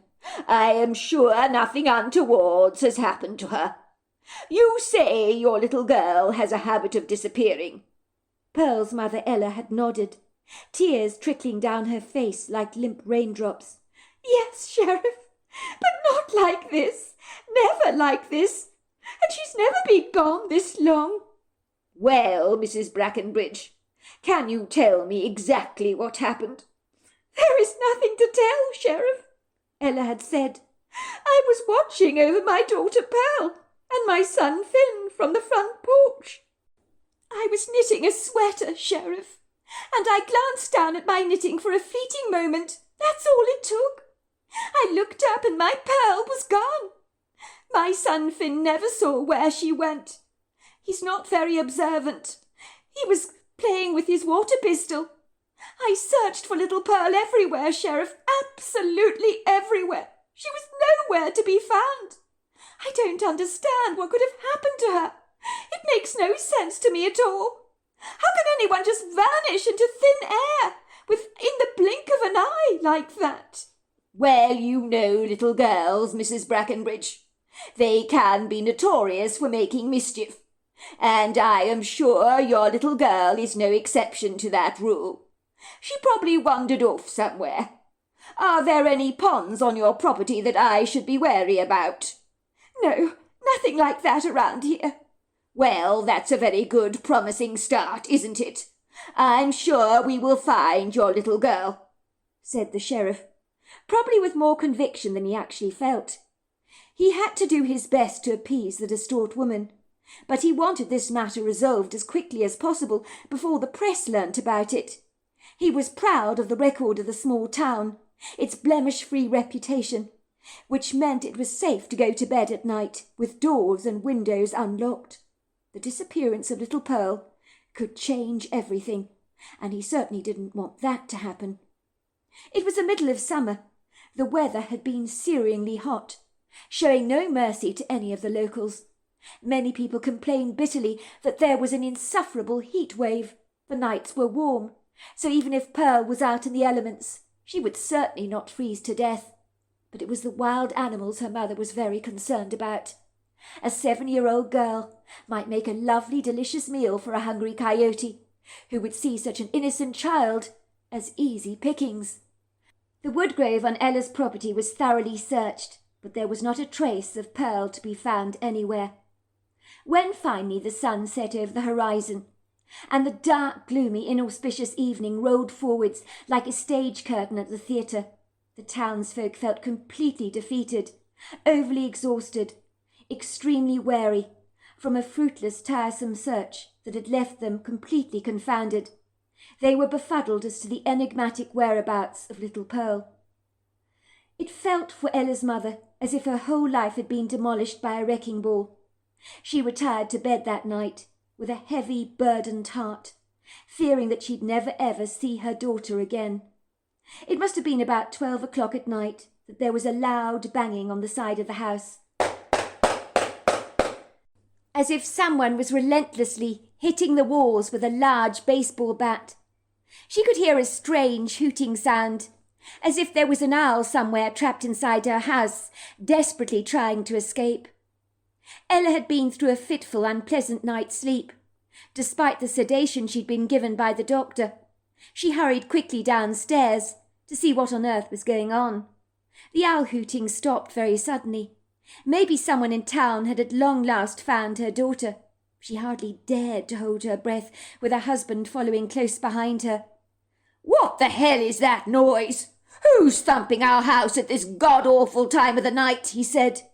"I wish to God if people wanted to get our attention, they'd have the common decency to use the doorbell, or knock on our wrought iron knocker, not bang our house within an inch of its life."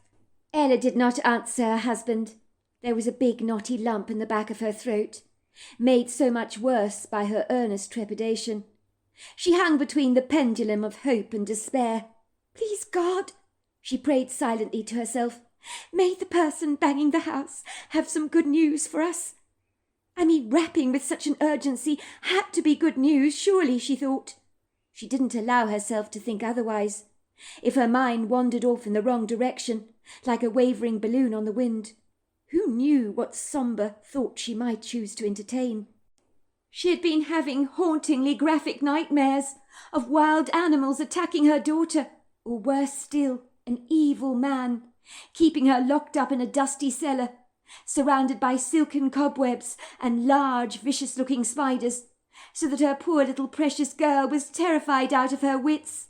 Ella trembled as her hand slid on the door handle and reluctantly opened the front door.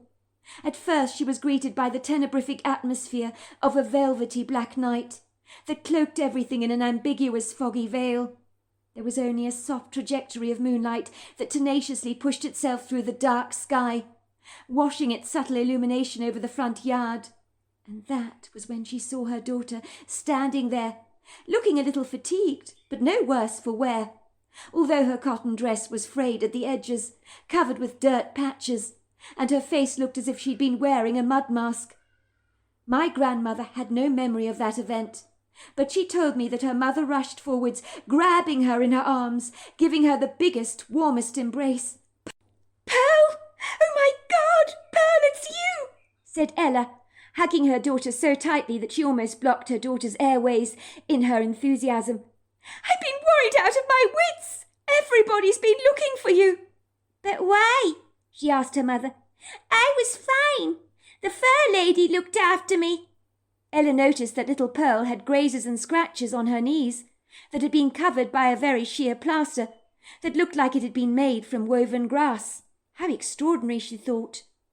When Ella finally did manage to squeeze some information out of her daughter, little Pearl was nonchalant and rather perplexed, possibly a tad overwhelmed by her mother's incongruous ebullience. "Why did you disappear?" she asked her daughter. "Mummy, I saw a white doggy in the woods. It was a nice big white doggy. I wanted to catch the white dog so I could keep him as a pet, but he ran away from me." Ella sighed. She knew what that meant. She should have guessed all along. Her daughter had seen a white dog, or whatever it actually was, and had done what she always did incredibly well, and given it chase. It didn't matter that Ella had told Pearl a dozen times over never to wander off. When the girl saw an animal of interest, it seemed that all her faithfully honourable promises to be a good little girl went flying out of the window. It was hard to glean anything from Pearl, who was never a talkative child at the very best of times. But Ella learnt from her daughter that the very nice fur lady had picked her daughter up and taken her to a cave, and had put green stuff all over her knees to make them feel better, followed by woven plasters that were stuck to her daughter's knees with a gum-like resin, with antibacterial qualities. "The fur lady was really nice, Mama. She helped my knee get so much better. I tripped and fell over, you see. I hurt myself after I went to find the white dog, but it was gone in the woods. I couldn't see it any more. The fur lady told me I must not go near the white dog because it might bite me really badly. She said she'd take care of me and she'd bring me right back home when I got better. But my knee hurt so much, so I stayed with her and played until it got better." "Now you listen to me, Pearl, and you listen hard. I don't care if your knee was hurting. That is no excuse. You should have come home at once. Mummy and Daddy were very worried about you." My grandmother was bemused. She looked at her scolding mother with a nonplussed, bewildered expression on her face that made her look a little older than her 7 years of age. "But why would you worry about me? I told you I was fine." "Because, sweetheart," said my mother, grabbing her head of curly blonde ringlets and looking directly into her blue eyes, "we did not know where you were, did we? How were we to know you were fine, Pearl? Something terrible could have happened to you. You must promise me never ever to do that again. Do you understand what I'm saying?" Pearl nodded, but Ella knew in her heart that her little daughter had an unquenchable appetite for adventure, especially when an animal was involved, and it was likely her wise words had fallen on deaf ears, as Pearl had very selective hearing when she chose. Ella marvelled at the masterful-looking plasters that meticulously were made of woven grass, attached to her daughter's skin. Whoever had cleaned her daughter up knew a thing or two about first aid, she thought. Ella was exceedingly perturbed. Someone had helped her daughter, but she never knew who the fur lady was, and her daughter describing her in such an idiosyncratic way left her with more questions than answers. Surely no one would be wearing fur in this god-awful heat wave, she thought. Everybody had been complaining about it bitterly. Even the bleached grass had lost its green lustre, as if it had been baked by the cruel sun, and many of the plants looked withered, and as if they were dying, as they had fried in their vases. Everyone in town was mystified that Pearl had reappeared out of nowhere, like a perennial flower that suddenly emerges after a cruel, hard, somewhat bleak winter.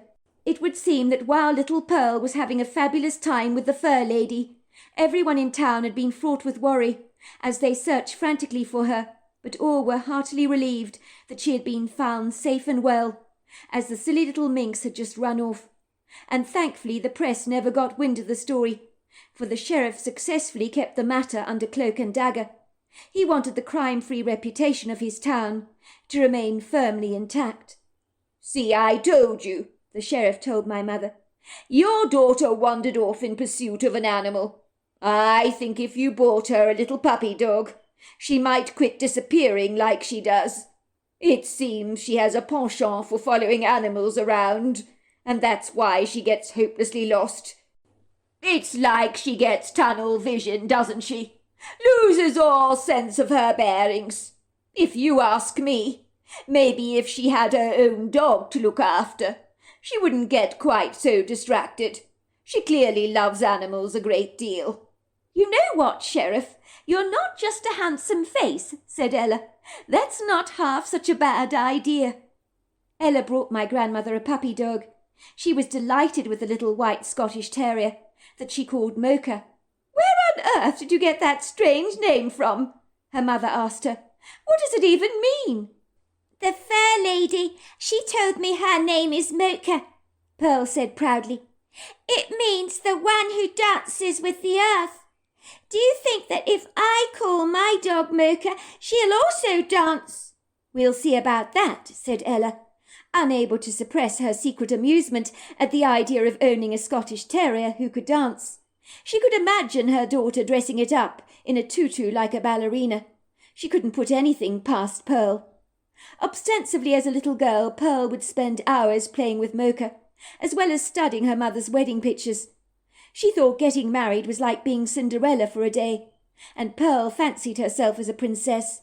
She was in awe of her mother's beautiful white dress, and was forever dressing up in her mother's high-heeled shoes, trying on all her clothes, and plastering makeup on her face that was so badly applied she looked like a contemporary piece of artwork gone badly wrong, with so many unfortunate smudges. Pearl met her husband-to-be when she was 8 years old, as he would turn out to be quite coincidentally the boy next door, that she and her brother Finn would play with regularly. One day Pearl had been given a whole bag of marbles. These marbles were incredibly stunning. They'd been given to her from her godmother, who had sent them from Scotland, claiming she'd bought them on a recent trip to London, where she'd purchased them from the famous toy store there, Hamley's. The marbles were in such high demand, they were literally walking off the shelves, and the shop had to keep reordering them. Pearl had never seen such magnificent marbles in all her life. She knew that she had the power to influence her brother and Simon, the next-door neighbour's boy, to do exactly as she wanted with these marbles. They were great for bartering with. As she had predicted, her brother and her friend Simon wanted one of those unique marbles for themselves. "I'll only give you a marble or two if you play weddings with me," she told them. "I want to be a beautiful bride, dressed in a white dress, marching down the aisle. You can be the priest," she told her brother Finn, "and I'll marry Simon over here." The two boys pooh-poohed the idea of playing such a pathetic girly game. "Do I really have to marry you?" said Simon, pulling a face. "What if I don't want to?" "If you don't do what I say," said Pearl, "then you won't get one of my amazing marbles, and that would be a dreadful shame, would it not?" she said, waving the marbles in front of them like a chicken wing over a drooling crocodile. "All right, we'll do it," said Simon begrudgingly. "But you can't tell any of the boys at school about this, or they'll tease me and poke fun at me." "I won't tell anyone," she assured them. "It'll be our secret." Pearl got dressed in a pretty white dress, picked some wild flowers from the alpine meadow to use as a bouquet. She marched down the cobbled pathway in their backyard, which she had covered with red towels, while her brother Finn conducted the ceremony under the rose-coloured pagolia. "Simon, do you take Pearl to be your wife?" he asked the young boy earnestly, as he read from the Bible. Simon wrinkled up his nose in disgust at the very idea, and said very reluctantly, in a quiet voice, "I do." The boys were very pleased with their marbles. Simon thought marrying Pearl for a few sparkling marbles at the time seemed to be a small price to pay, as the marbles they got from Pearl were the envy of all the boys at school. When Pearl was about 11 years old, Simon's family sadly moved away from the town, and Pearl and Finn missed him greatly. One day my grandmother serendipitously bumped into Simon, as his family had come to town to attend a funeral. My grandmother was 18 years old at the time, and thought that Simon had turned into an incredibly handsome young man, who made her heart flutter ever so slightly. She said there were sparks flying between the two of them, like moths to a light. It really surprised her, because although she had liked Simon growing up, there were times she thought he was a silly little boy, and likewise he probably thought the same about her. Simon was gobsmacked by Pearl when he saw her for the first time. The opinionated little girl who'd insisted on playing dress-up all the time and was obsessed with her dog called Mocha. He knew that this was the woman he wanted to marry.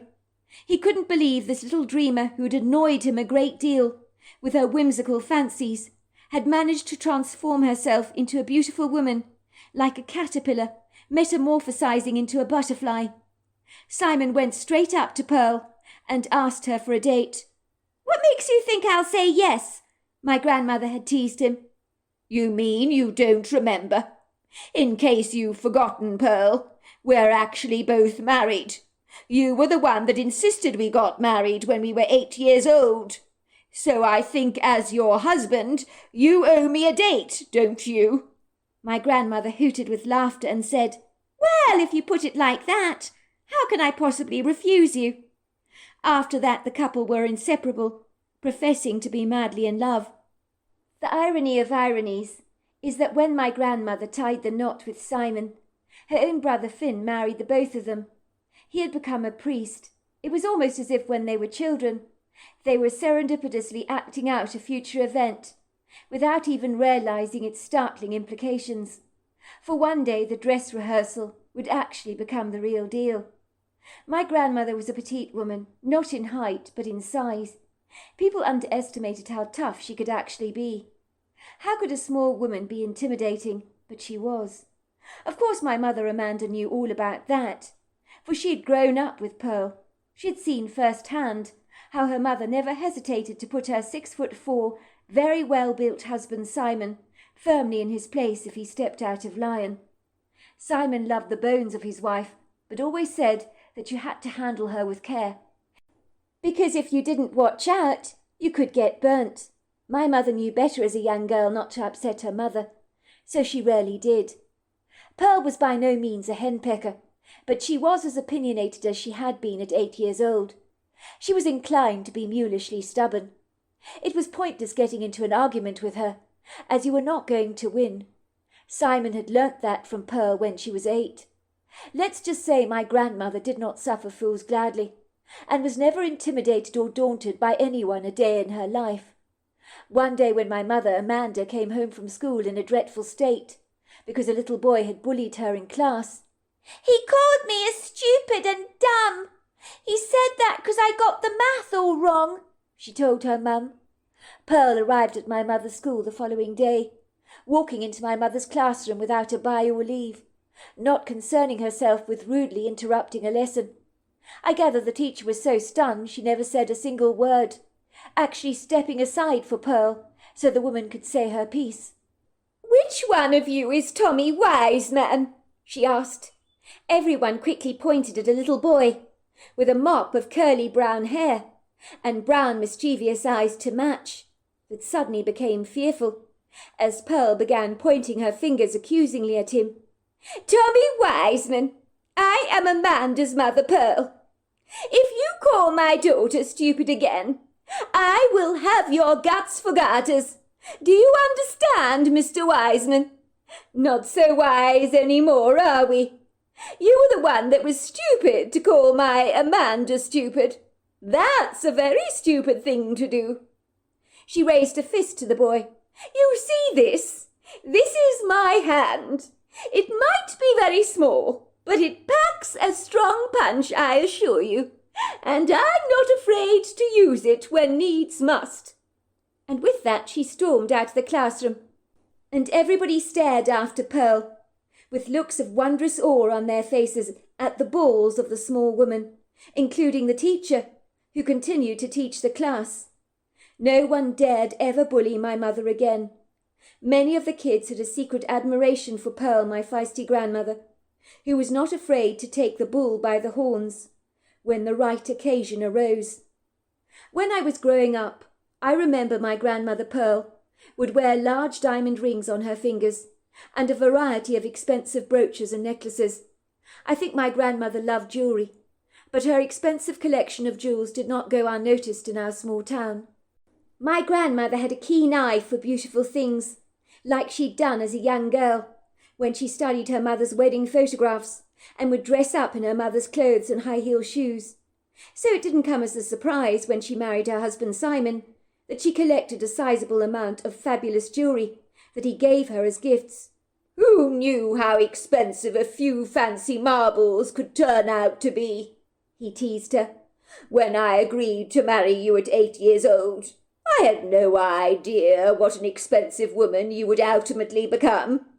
But I will say this, my darling. You're worth every single penny you are, and I wouldn't have it any other way. My grandmother loved to dazzle like a peacock showing off its grandiose finery to the rather bedraggled-looking grey pea hens. It wasn't that my grandmother was trying to show off to gleam admirers, but she just loved to look $1 million. It didn't matter whether she went to a barbecue or to an opera. She always looked like she'd stepped out of a bandbox. Some may have said it was over the top and far too ostentatious and frivolous to wear so much extravagant, expensive jewellery. But Pearl was larger than life. Her ornate jewellery was an extension of her vivacious, larger-than-life personality. Sadly, my grandfather Simon died when my grandmother was in her late 60s. The coroner said he'd had a massive heart attack. I remember me and my mother went to stay at Pearl's farmhouse in order to comfort her. My grandmother was a stoic woman, and after her husband's death she just closed the door of her bedroom, cried for a couple of days, then wiped away her tears and got on with her life. That was the way she was.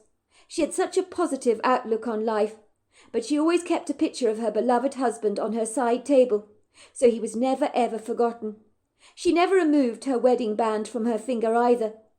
"He may not be here physically," she would tell me, "but your grandfather has never ever left my side." Luke Bessinger's account. The story I'm going to share with you comes with a great deal of shame. It is not a story I would gladly share with anyone, but more something I'd brush under the carpet, very clandestinely, and hope no one would know about it at all. But if I did that, then the fabric of this story would wear away until there was nothing left. And this is a story that needs to be told, even if it is with a measure of reluctance. So I'm going to nakedly bare myself before you, warts and all, and I'm afraid it's not pretty. So please don't judge me too unkindly. If I have any excuses for my irrational behaviour, I would say I was young, naive, callow, definitely stupid. Growing up in our small town, everyone knew the old lady with the blue hair called Pearl. How could you not know her? She stood out in our community like a rose among the thorns. She always looked like she was dressed so dramatically for the theatre. I always assumed she was stinking rich, for she would wave her hands around like an octopus oscillating its tentacles as she was gregarious in every way, and her graceful pretty fingers were dripping with ornate diamonds that were worth a bob or two, let me tell you. She was like a mobile jewellery store, displaying her wares for all to see. I do not believe she did it to show off. I genuinely think she was like a magpie, and was drawn to sparkling things. She was incredibly feminine in that regard. I do remember it had been a long, hot summer, and me and my brother Hayward were trying to save up enough money to buy a horse by doing all kinds of chores, not only for my parents, but around town for other people. We worked our butts off, soaping down people's cars, painting people's wicker fences white, or windows. We mowed people's lawns and weeded people's yards. But we just didn't raise enough money to purchase a horse that my father had agreed to pay half the price for. "I'm not buying the horse for you outright," my father had insisted. "You boys both need to understand the dynamics of industriously working for a living. If I give you a free hands-out like a pair of self-entitled brats, you won't appreciate the empowering feeling of being resourceful and financially independent." My mother had wavered. "Honestly, Sydney, must you be so tough on our boys? They've worked so hard. Why don't you buy them the horse and cut them some slack? It's hardly as if they've been lazy all summer." "Jenny, don't you understand a word of what I'm saying?" my father said indignantly. "I am teaching our children to become men.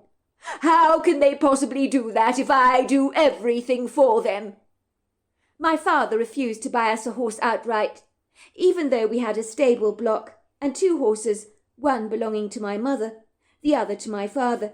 But me and my brother hankered after a horse of our own, and the horse we wanted to buy was called Sinbad, who had the most incredible nature. My brother and I wanted to own that horse more than all the tea in China, and Farmer Joe had promised to sell it to us within a month, but time was fast running out, and we stood a very real chance of losing Sinbad to some other buyer. The pressure was building up to raise the cash, but we were way short of our goal, and were nowhere even close to acquiring enough funds for our father to meet us halfway in buying Sinbad. One day we were at Hal's Diner in town. It was a place where the locals would happily congregate for a burger and chips, pancakes with maple syrup, or a milkshake, but for the adults, coffee was always in high demand, especially the house special with frothy milk. On this occasion we'd been given a tip over our payment for mowing Mrs. Evans' lawn. "You boys have been working so terribly hard. You must be dreadfully hot today. You go off to Hal's Diner on me. Buy yourself some ice cream to cool down, won't you?" "Thank you, Mrs. Evans," we had said. "Well, I don't know what I would do without you boys lending me a hand in my yard. When Bert was alive, he would do it. But with my very bad back, I simply haven't got the mobility to mow my own lawn." "Glad to be of help, Mrs. Evans," we had said. We had decided to buy a couple of milkshakes. I sat there in the booth at the diner, taking the occasional sip of my milkshake, and then wiggling around the straw in my glass, very thoughtfully. "I'm so tired," I said. "So tired of working so hard. When did we last have any fun?" My brother wrinkled his freckled nose, shrugged his shoulders. "Sorry, bro. The word fun is alien to me, and is as extinct in my life as a dinosaur, I'm afraid. It doesn't belong in my vocabulary, nor does it belong to yours, as you can appreciate." "That's my whole point, bro. Don't you see? It's not fair. Does Dad even give us a break? He works us like a couple of cart horses." "Correction, Luke. He doesn't force us to work. But if we don't work, bang goes the prospects of getting our horse. Do you know how many yard sheds I've been cleaning up recently? How many lawns I've mown? I've had enough, bro. Don't you think we can persuade Mum to get Dad to pay for the entire horse without expecting us to meet him halfway? It's insane. At this rate, we're not going to get anywhere." "She's already tried to help us, bro, but it ain't any use. When it comes to our dad, it's the age-old adage, isn't it? You can lead a horse to water. You can't make it drink. Dad's the horse that refuses to drink. Mum has no influence on him when he's like this. Dad is mulishly stubborn. You know that. I know at that. There ain't a darn thing we can do about it." I slammed my green-coloured milkshake onto the counter. "I bet Dad never had to work this hard a day in his life when he was our age. Does he really want us to live our lives constantly overloaded with work? There has to be a way we can make easy money. I feel like a donkey that's been plodding away so hard that I'm only fit for the scrapyard." It was at that precise moment that Mrs. Pearl Atchison came into the diner with her granddaughter Macy. They sat down in the booth opposite us. Me and my brother were sucking up the remnants of our milkshake when Mrs. Atchison glanced over at us. "Hello, boys. How are you doing?" "Fine, Mrs. Atchison." "Good, I'm so glad to hear it. What is this that you've been drinking?" "Mine is a lime milkshake," I told her. "My brother's drinking a vanilla." "Do you want another one?" she asked us. "You're welcome to join us both at our booth and meet my lovely granddaughter Macy," she said, giving me a mischievous wink. I knew exactly what was on Pearl's mind. She saw me as a good match for her granddaughter. You couldn't be more transparent if you tried. I was 18 years old, for goodness sake. I had absolutely no interest in a 15-year-old girl, who in my book was still a baby. I preferred girls my own age or older, but I didn't want to be hanging around with Mrs. Atchison's granddaughter. But she had said there was a free milkshake in there for us, and I was hardly going to look a gift horse in the mouth, was I? So my brother and I agreed to join them for a drink. Mrs. Atchison's granddaughter was wearing these ugly braces. She gave me a goofy grin. She could have been pretty without those god-awful braces, but in my book, she was barely out of nappies. I'm sorry, that's what I felt at the time. In those days, a 2-year age difference between the sexes was monumental. I don't remember what was said, although Macy giggled several times like a silly schoolgirl with a pathetic crush. It was clear she fancied me, and made no secret of it. My focus was not on Pearl's granddaughter, but on the extraordinaire diamond rings that Pearl was wearing.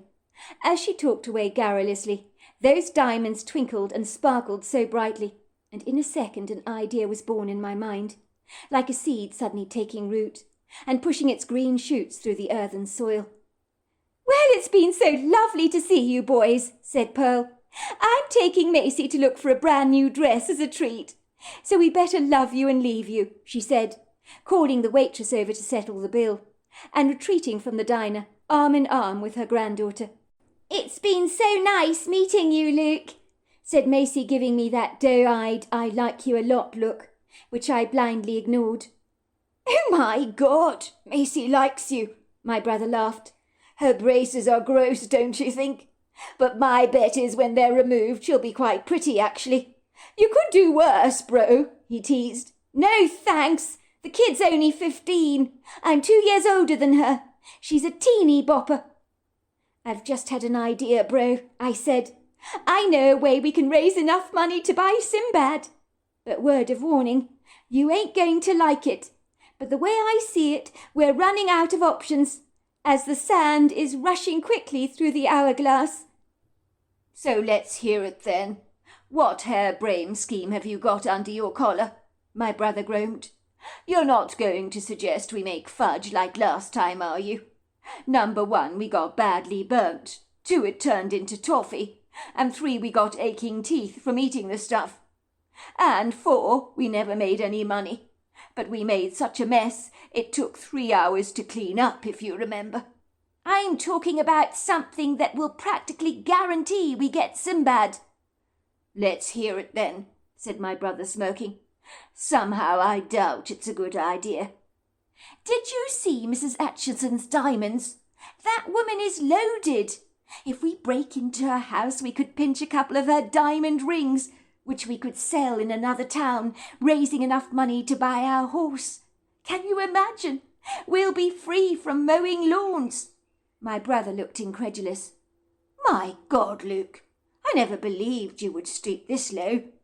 You're talking about stealing from a poor old woman who's just brought us a milkshake and tried to set you up with her granddaughter. I don't care if her granddaughter is 2 or 3 years younger than you. You want to rob the poor woman. That's rich, even coming from you. What about the Bible verse, 'Thou shalt not steal'? Has that had no influence on you whatsoever? Mum certainly drummed it into us when we were little. Now you're giving it scant regard, it would seem. Your morals are running close to that of an alley cat, brother. Don't make me out to be a monster, bro. You know it makes sense. That woman has enough diamonds to sink the Titanic. If a couple of rings of hers go missing, of what skin is that off her nose? She may think she's mislaid them, that's all. Perhaps her contents insurance will cover it, and then she doesn't lose a dime. The way I see it, it's win-win all the way round." "How do you know that Mrs. Atchison is not sentimentally attached to those rings of hers? You know it's a stupid idea, bro. What are you thinking?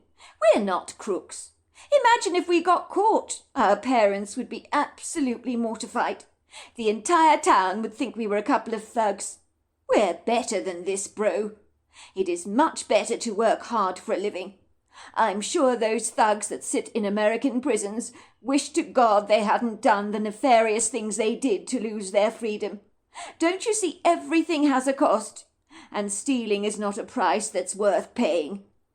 My brother's wise words stung like a hive of hornets, attacking me from every side. Did he think I wanted to steal from Mrs. Atchison? Of course I didn't. But in truth we weren't making money fast enough to buy the horse we wanted.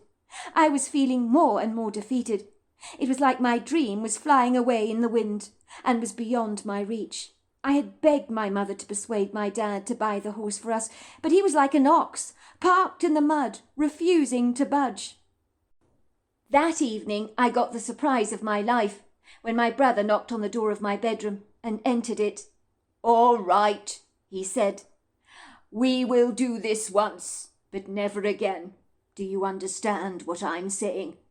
And the only reason I'm agreeing to do this is because Farmer Joe has just been on the phone. If we haven't raised enough cash by the end of the month, he will be selling Sinbad to another buyer who is very interested in buying the horse. We can't lose Sinbad under any circumstances. I told Farmer Joe that we would have the money for him. We need the money as soon as we can. And you're right. Mrs. Atchison's rings are the only way of getting a sizable amount. I didn't want it to come to this. The idea of stealing from a poor old dear gives me a rather unpleasant taste in the mouth. But I would rather do this than lose our horse. Sinbad is the kind of horse that only comes along once in a lifetime.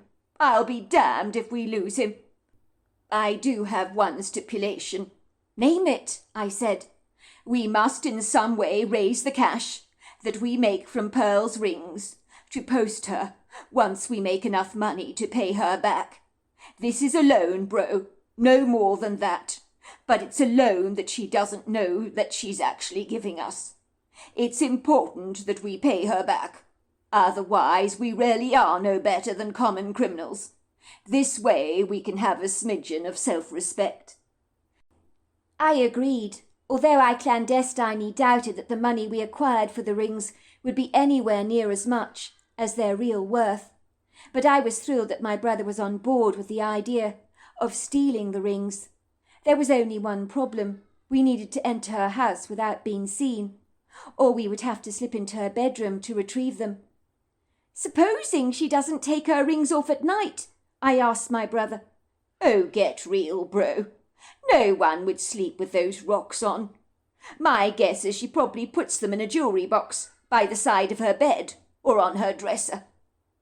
"Which means," I said, "we're going to have to creep into her bedroom with the stealth of a fox. We better wear balaclavas over our heads in case she wakes up and sees us.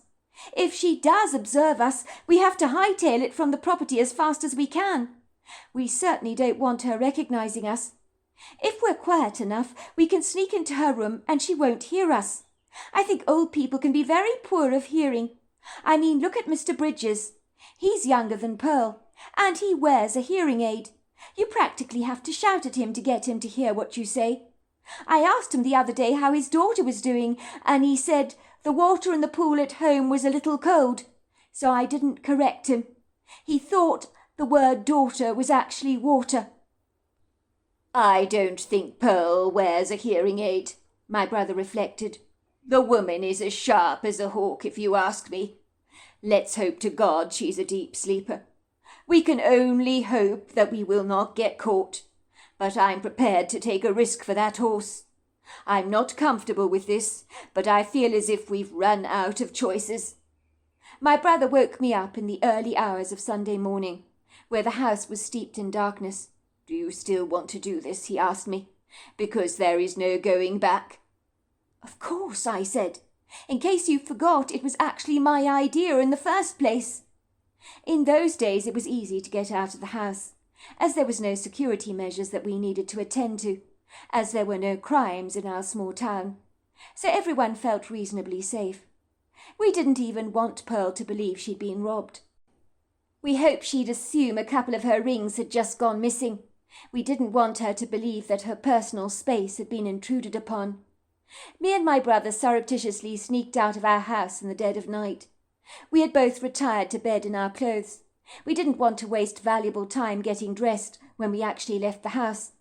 We needed to be efficiently swift and do things as painlessly and as quick as we possibly could. There was no time to change our minds or to entertain any lingering doubts. When my brother's alarm vibrated, he immediately rose from his bed. He shook me hard. I jumped out of my bed like a jack-in-the-box. My father was a very slight sleeper in those days. He'd often awaken at the slightest noise, and he'd not be amused if he saw us slipping furtively out of the house in the middle of the night.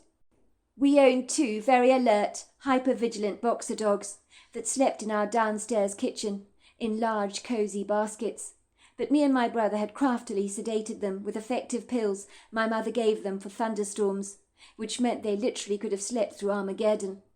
I wouldn't have minded clandestinely slipping 1 or 2 of those sedatives into my father's hot chocolate, but I wasn't sure if something suitable for animals would have contraindications for my dad, with alarming side effects that might possibly include growing a tail and whiskers. So I avoided those pills like the plague. I knew we needed to make extra sure that we were very quiet. It would be good practice for us when we entered Pearl's house. If we outwitted my father's sensitive ears, we stood a good chance of not arousing Pearl from her slumber, for we knew we would need to enter her bedroom to get close to her jewels, especially the rings she wore every day.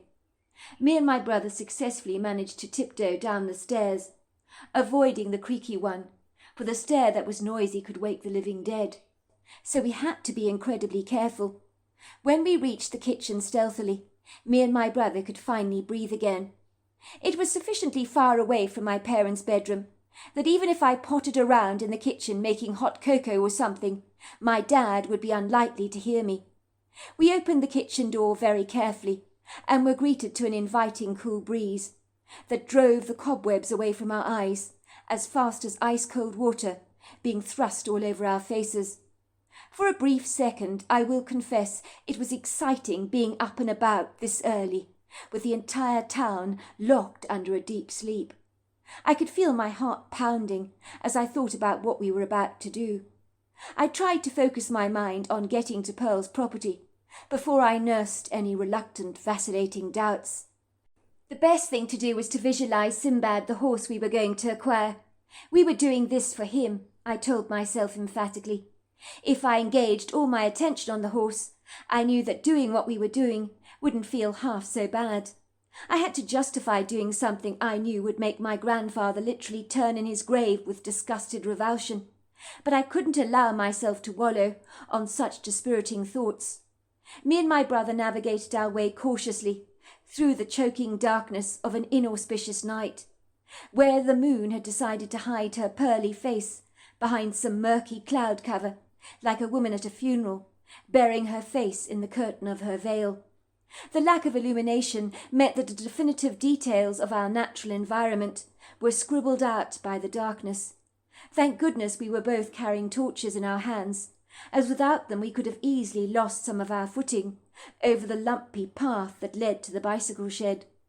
We pulled out our bicycles that had not been ridden in an age. Mine was literally covered with a fine curtain of spider webs, which I brushed away, while an offended spider scurried away for cover.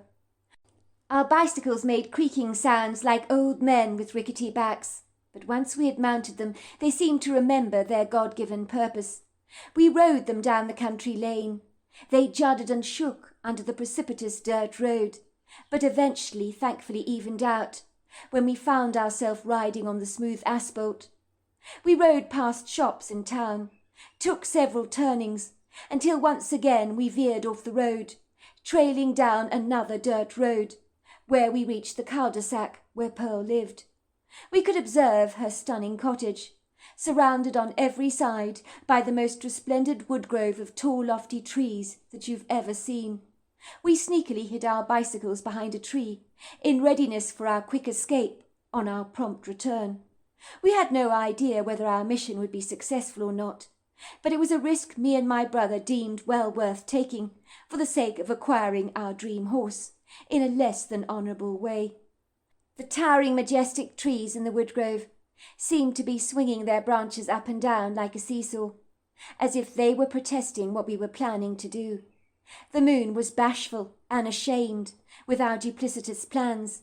She continued to hide her face behind a blanket of obscurity, while a cool blast of icy cold air nuzzled our skin, sharpening our instincts, making us so much more alert.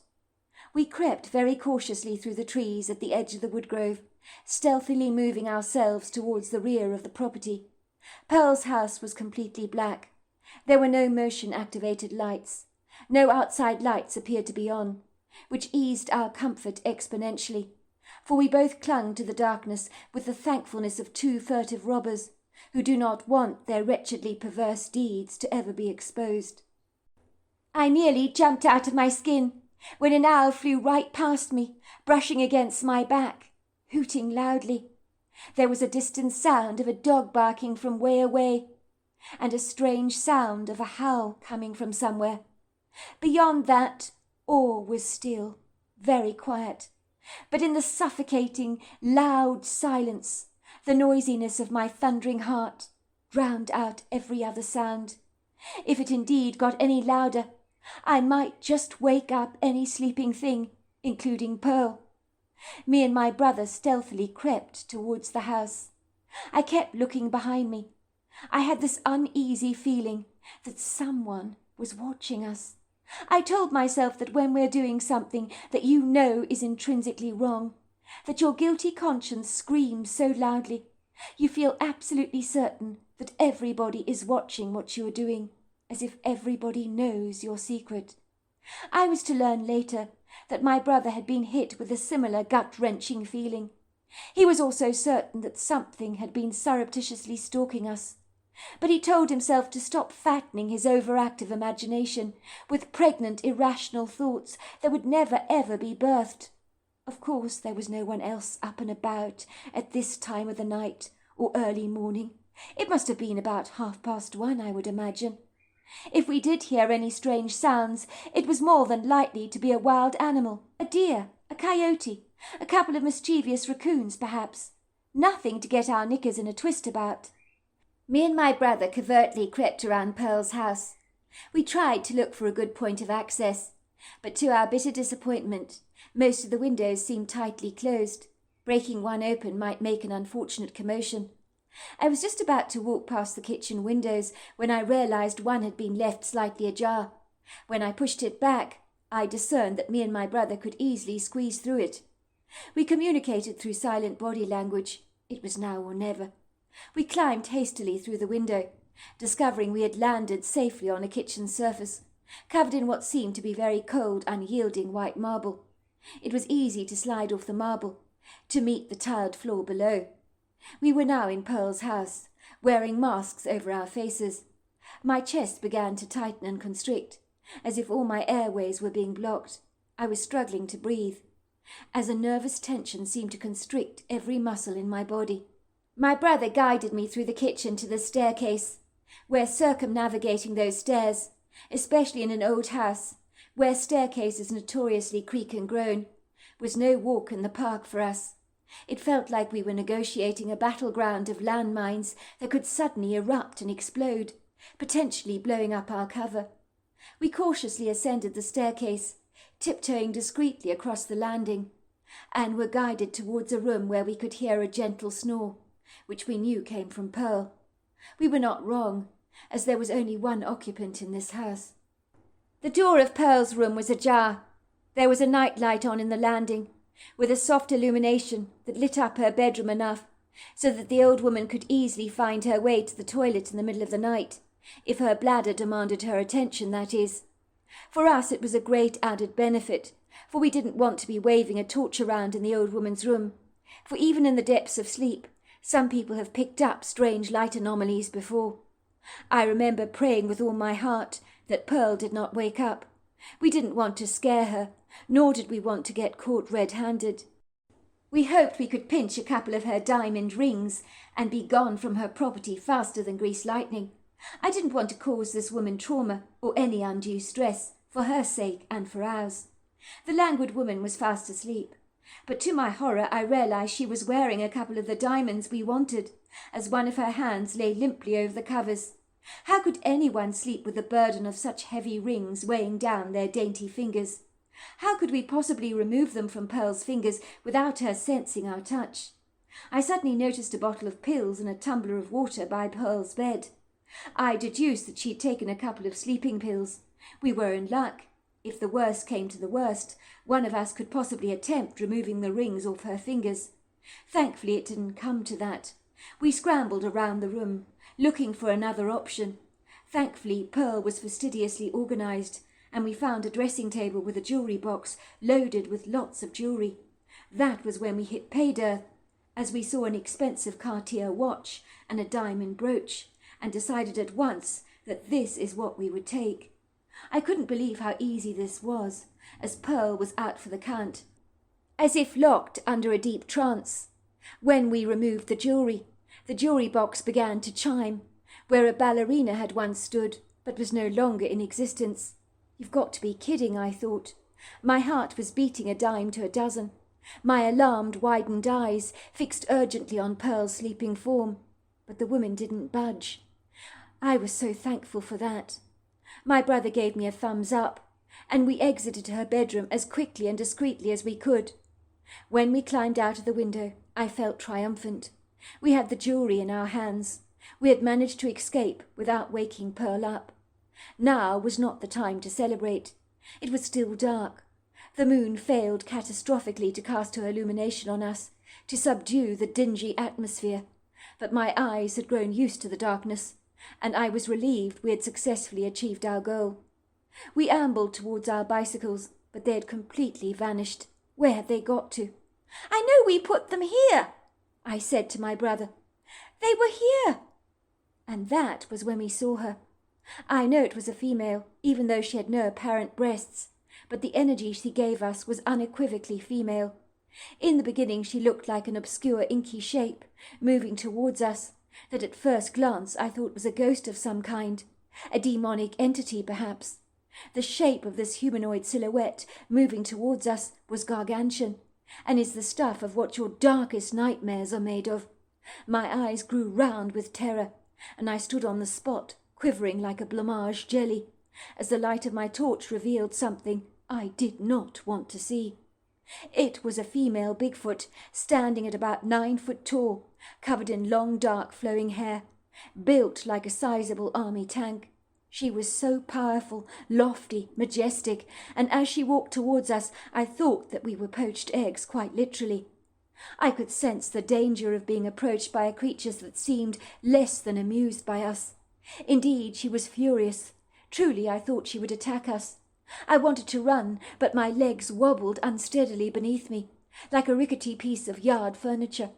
My whole body stiffened like a marble statue, and my chest began to tighten and tighten, as if someone was literally blocking my airways with a forceful stranglehold. I could barely breathe. I couldn't even run. I couldn't even move, and I couldn't scream. The Bigfoot shook her head at us indignantly. She screamed at us in a strange language. "I got thee! I got thee! I got thee!" Get out, I heard in my head. I suddenly bounced out of my catonic state and began to run, with the Bigfoot chasing behind us. And boy, she could run like the wind. We could sense and feel her enraged energy.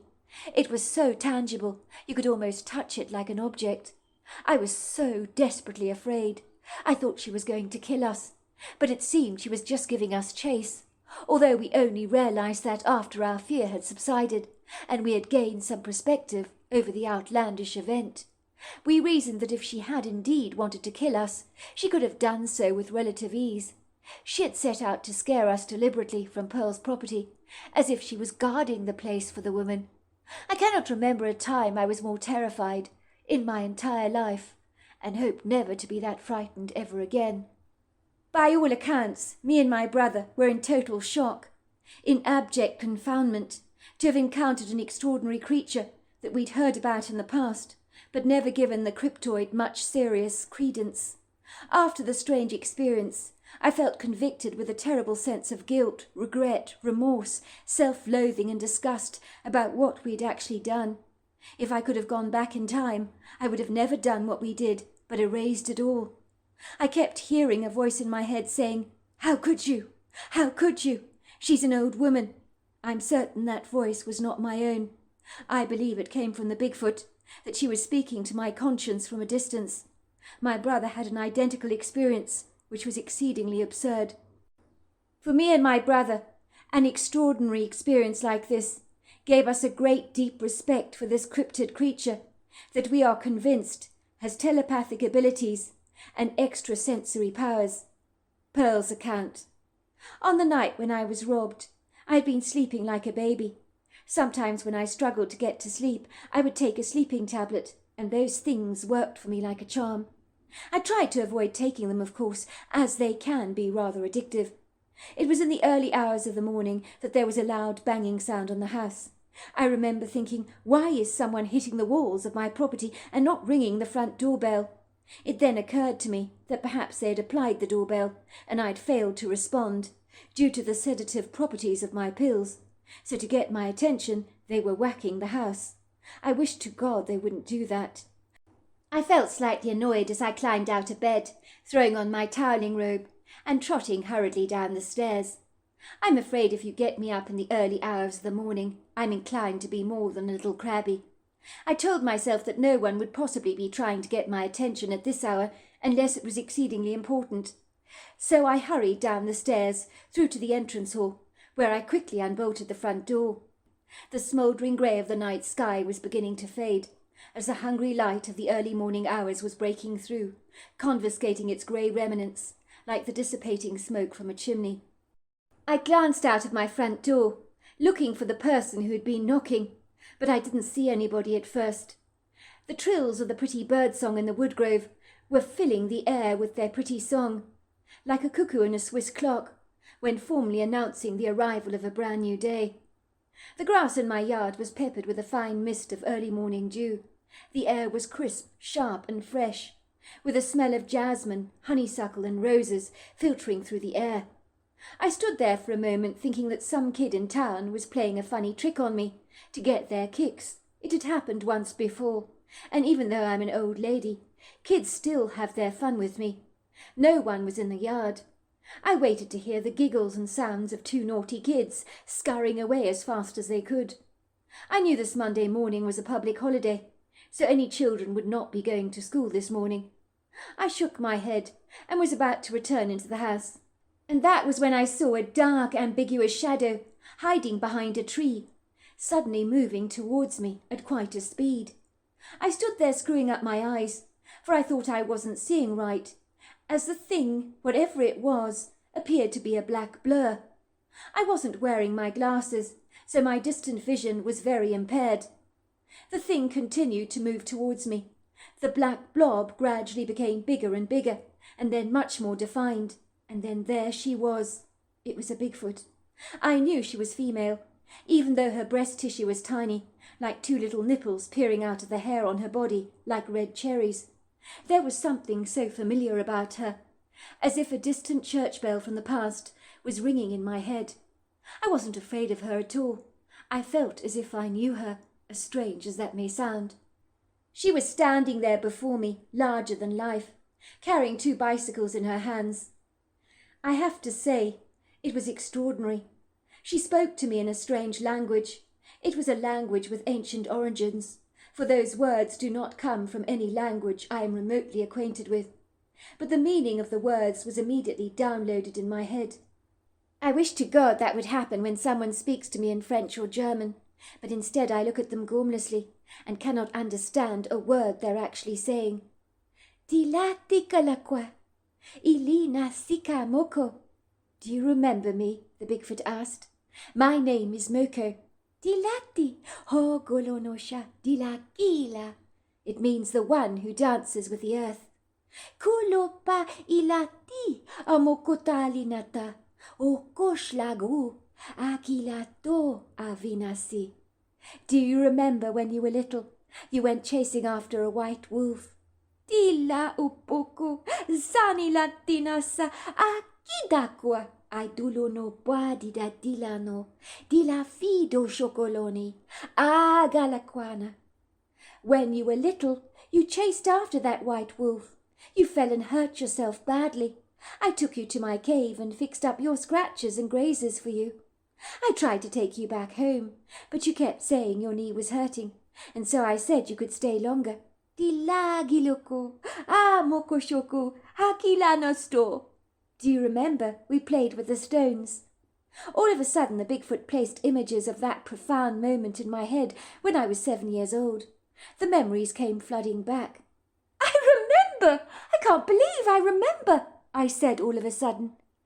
Aki o Mosha. I've always watched over you, said Mocha. Oh, Pilasi, you are my special girl. Bilatina. But I'm old, I said. Ita hoko hatila fonopo. If you're old, I must be ancient. But you don't look old, I insisted. Well, I feel it, the Bigfoot told me. I'm not as big as I used to be. Atila fago, akila napofo, asinalo. I've shrunk a lot. I used to be enormous. I mean, you must be at least 7 foot, I said. Ilaka. I was taller than that, the Bigfoot told me. But there is long life in my gene pool. She pointed to the bike. 2 boys climbed into your window last night. They were riding these bicycles. I took the bikes from them, chased them from your property. Tilana pofo, hisila dolokwa, ihaginokolon. Their hearts are good. They're not bad kids. Their energy is innocent, but they were up to no good last night. Dovolina, hisikilata. Don't be hard on them, though. I stared at Moika, nonplussed. 2 kids climbed into my window last night. I'm afraid so, she said, placing the bicycles on the ground. Tila pofu, agilana sho. They meant you no harm, so I scared them away. Moika looked at me kindly through her treacle-coloured eyes. You stay well, my little one, she said. Italikakwi. I need to get back to my daughter's children. I'm looking after them this afternoon. She turned away and was gone. I couldn't believe what had happened, how my memories of the past had flooded back through my head, and I could see myself as a little girl again, running after a white wolf in the woods, thinking it was a dog. A wolf like that would be a rare sighting indeed in South Carolina. I studied the bicycles curiously, to see who they belonged to. They were dusty and old, very well used. I didn't have a clue who they belonged to, until I saw a dusty name tag. They were on both of the bikes. I realized they belonged to Luke and Haywood Bessinger. Had they been the boys that broke into my house?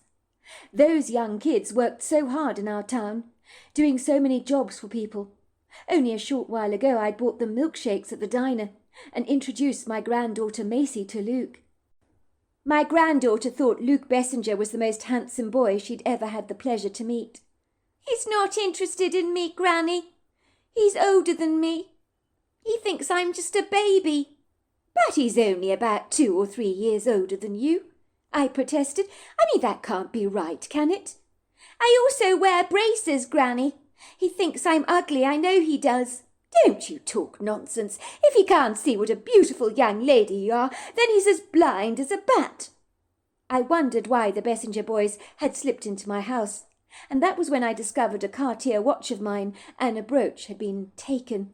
I was not angry as you might expect me to be, not only because Mocha had told me the boys had good hearts, but because I knew the Bessinger boys would never have stolen from me without very good reason.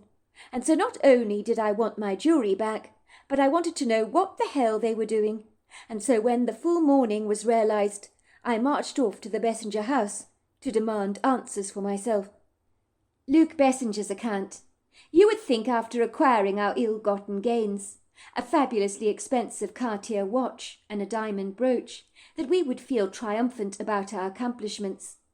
We now could sell this treasure and be able to raise the money to buy Sinbad, but instead of feeling empowered, all I felt was incredibly ashamed. We had robbed a poor old lady, and there was something so wrong about that. Every cell in my body was literally squirming with self-disgust. My brother Haywood was also feeling great regret. We shouldn't have broken into Pearl's house like that. What the hell were we thinking?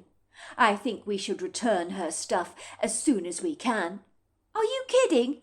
I'm not going back to that property ever again. We were still recoiling after being chased by the angry Bigfoot. I've never known fear like that, as this powerful creature ran after us, screaming at us indignantly. I reasoned that if the beast had really wanted to kill us, she could have done so. She was scaring us away from Pearl's house, and the worst part of it all was our bicycles were still on Pearl's property. If Pearl found them and discovered her jewellery missing, would she put the pieces together and conclude we were the thieves that had stolen her stuff? And if so, what would the townsfolk think about us? We would never, ever live this down. I was considering all these things when our doorbell rang. I could hear Pearl's voice in our entrance hall. She was speaking to my mother. "Yes, I'm here to pick your boys up for breakfast. I'm taking them to Hal's Diner in town." "Oh, but that's incredibly kind of you, Pearl. Why would you do such a gracious thing?" "Well, it's a public holiday, isn't it? And your boys, they work so hard for all the townsfolk. So I thought it would be a very nice thing to do. My way of saying thank you to them." "Oh, my God," I said to my brother. "She knows what we've done." When we sat at the booth in the diner, Pearl told the waitress to give us 15 minutes before she took our order. "So what do you boys have to say for yourselves? Why did you steal my Cartier watch and my brooch, which I would like back very much? What did you mean by breaking into my house last night?" I pulled out the Cartier watch from my pocket and the brooch, my eyes filling with tears. Pearl looked at me kindly. "I know you two boys so very well. You'd never do something as outrageous as this without very good reason. So spill. Tell me what's going on. What's troubling your young hearts to make you act like this? This is incongruous behaviour for the two of you." We told Pearl everything, how hard we had worked, all about Sinbad the horse, and how we were so close to losing him. Pearl ordered pancakes for us with maple syrup and ice cream, and insisted we accompanied her to Farmer Joe's property. That sweet old dear lady brought Sinbad for us with a cheque that she wrote for Farmer Joe. "But why are you doing this?" I asked her. "It's an investment, Luke," she told me. "I have my reasons, but I believe in both of you boys. I've only got one stipulation, Luke Bessenger," she said with a wink. "I want you to promise me that when you turn 21, and only when you turn 21, you will take my granddaughter Macy on 5 dates, and then you will have paid off your debt to me in full.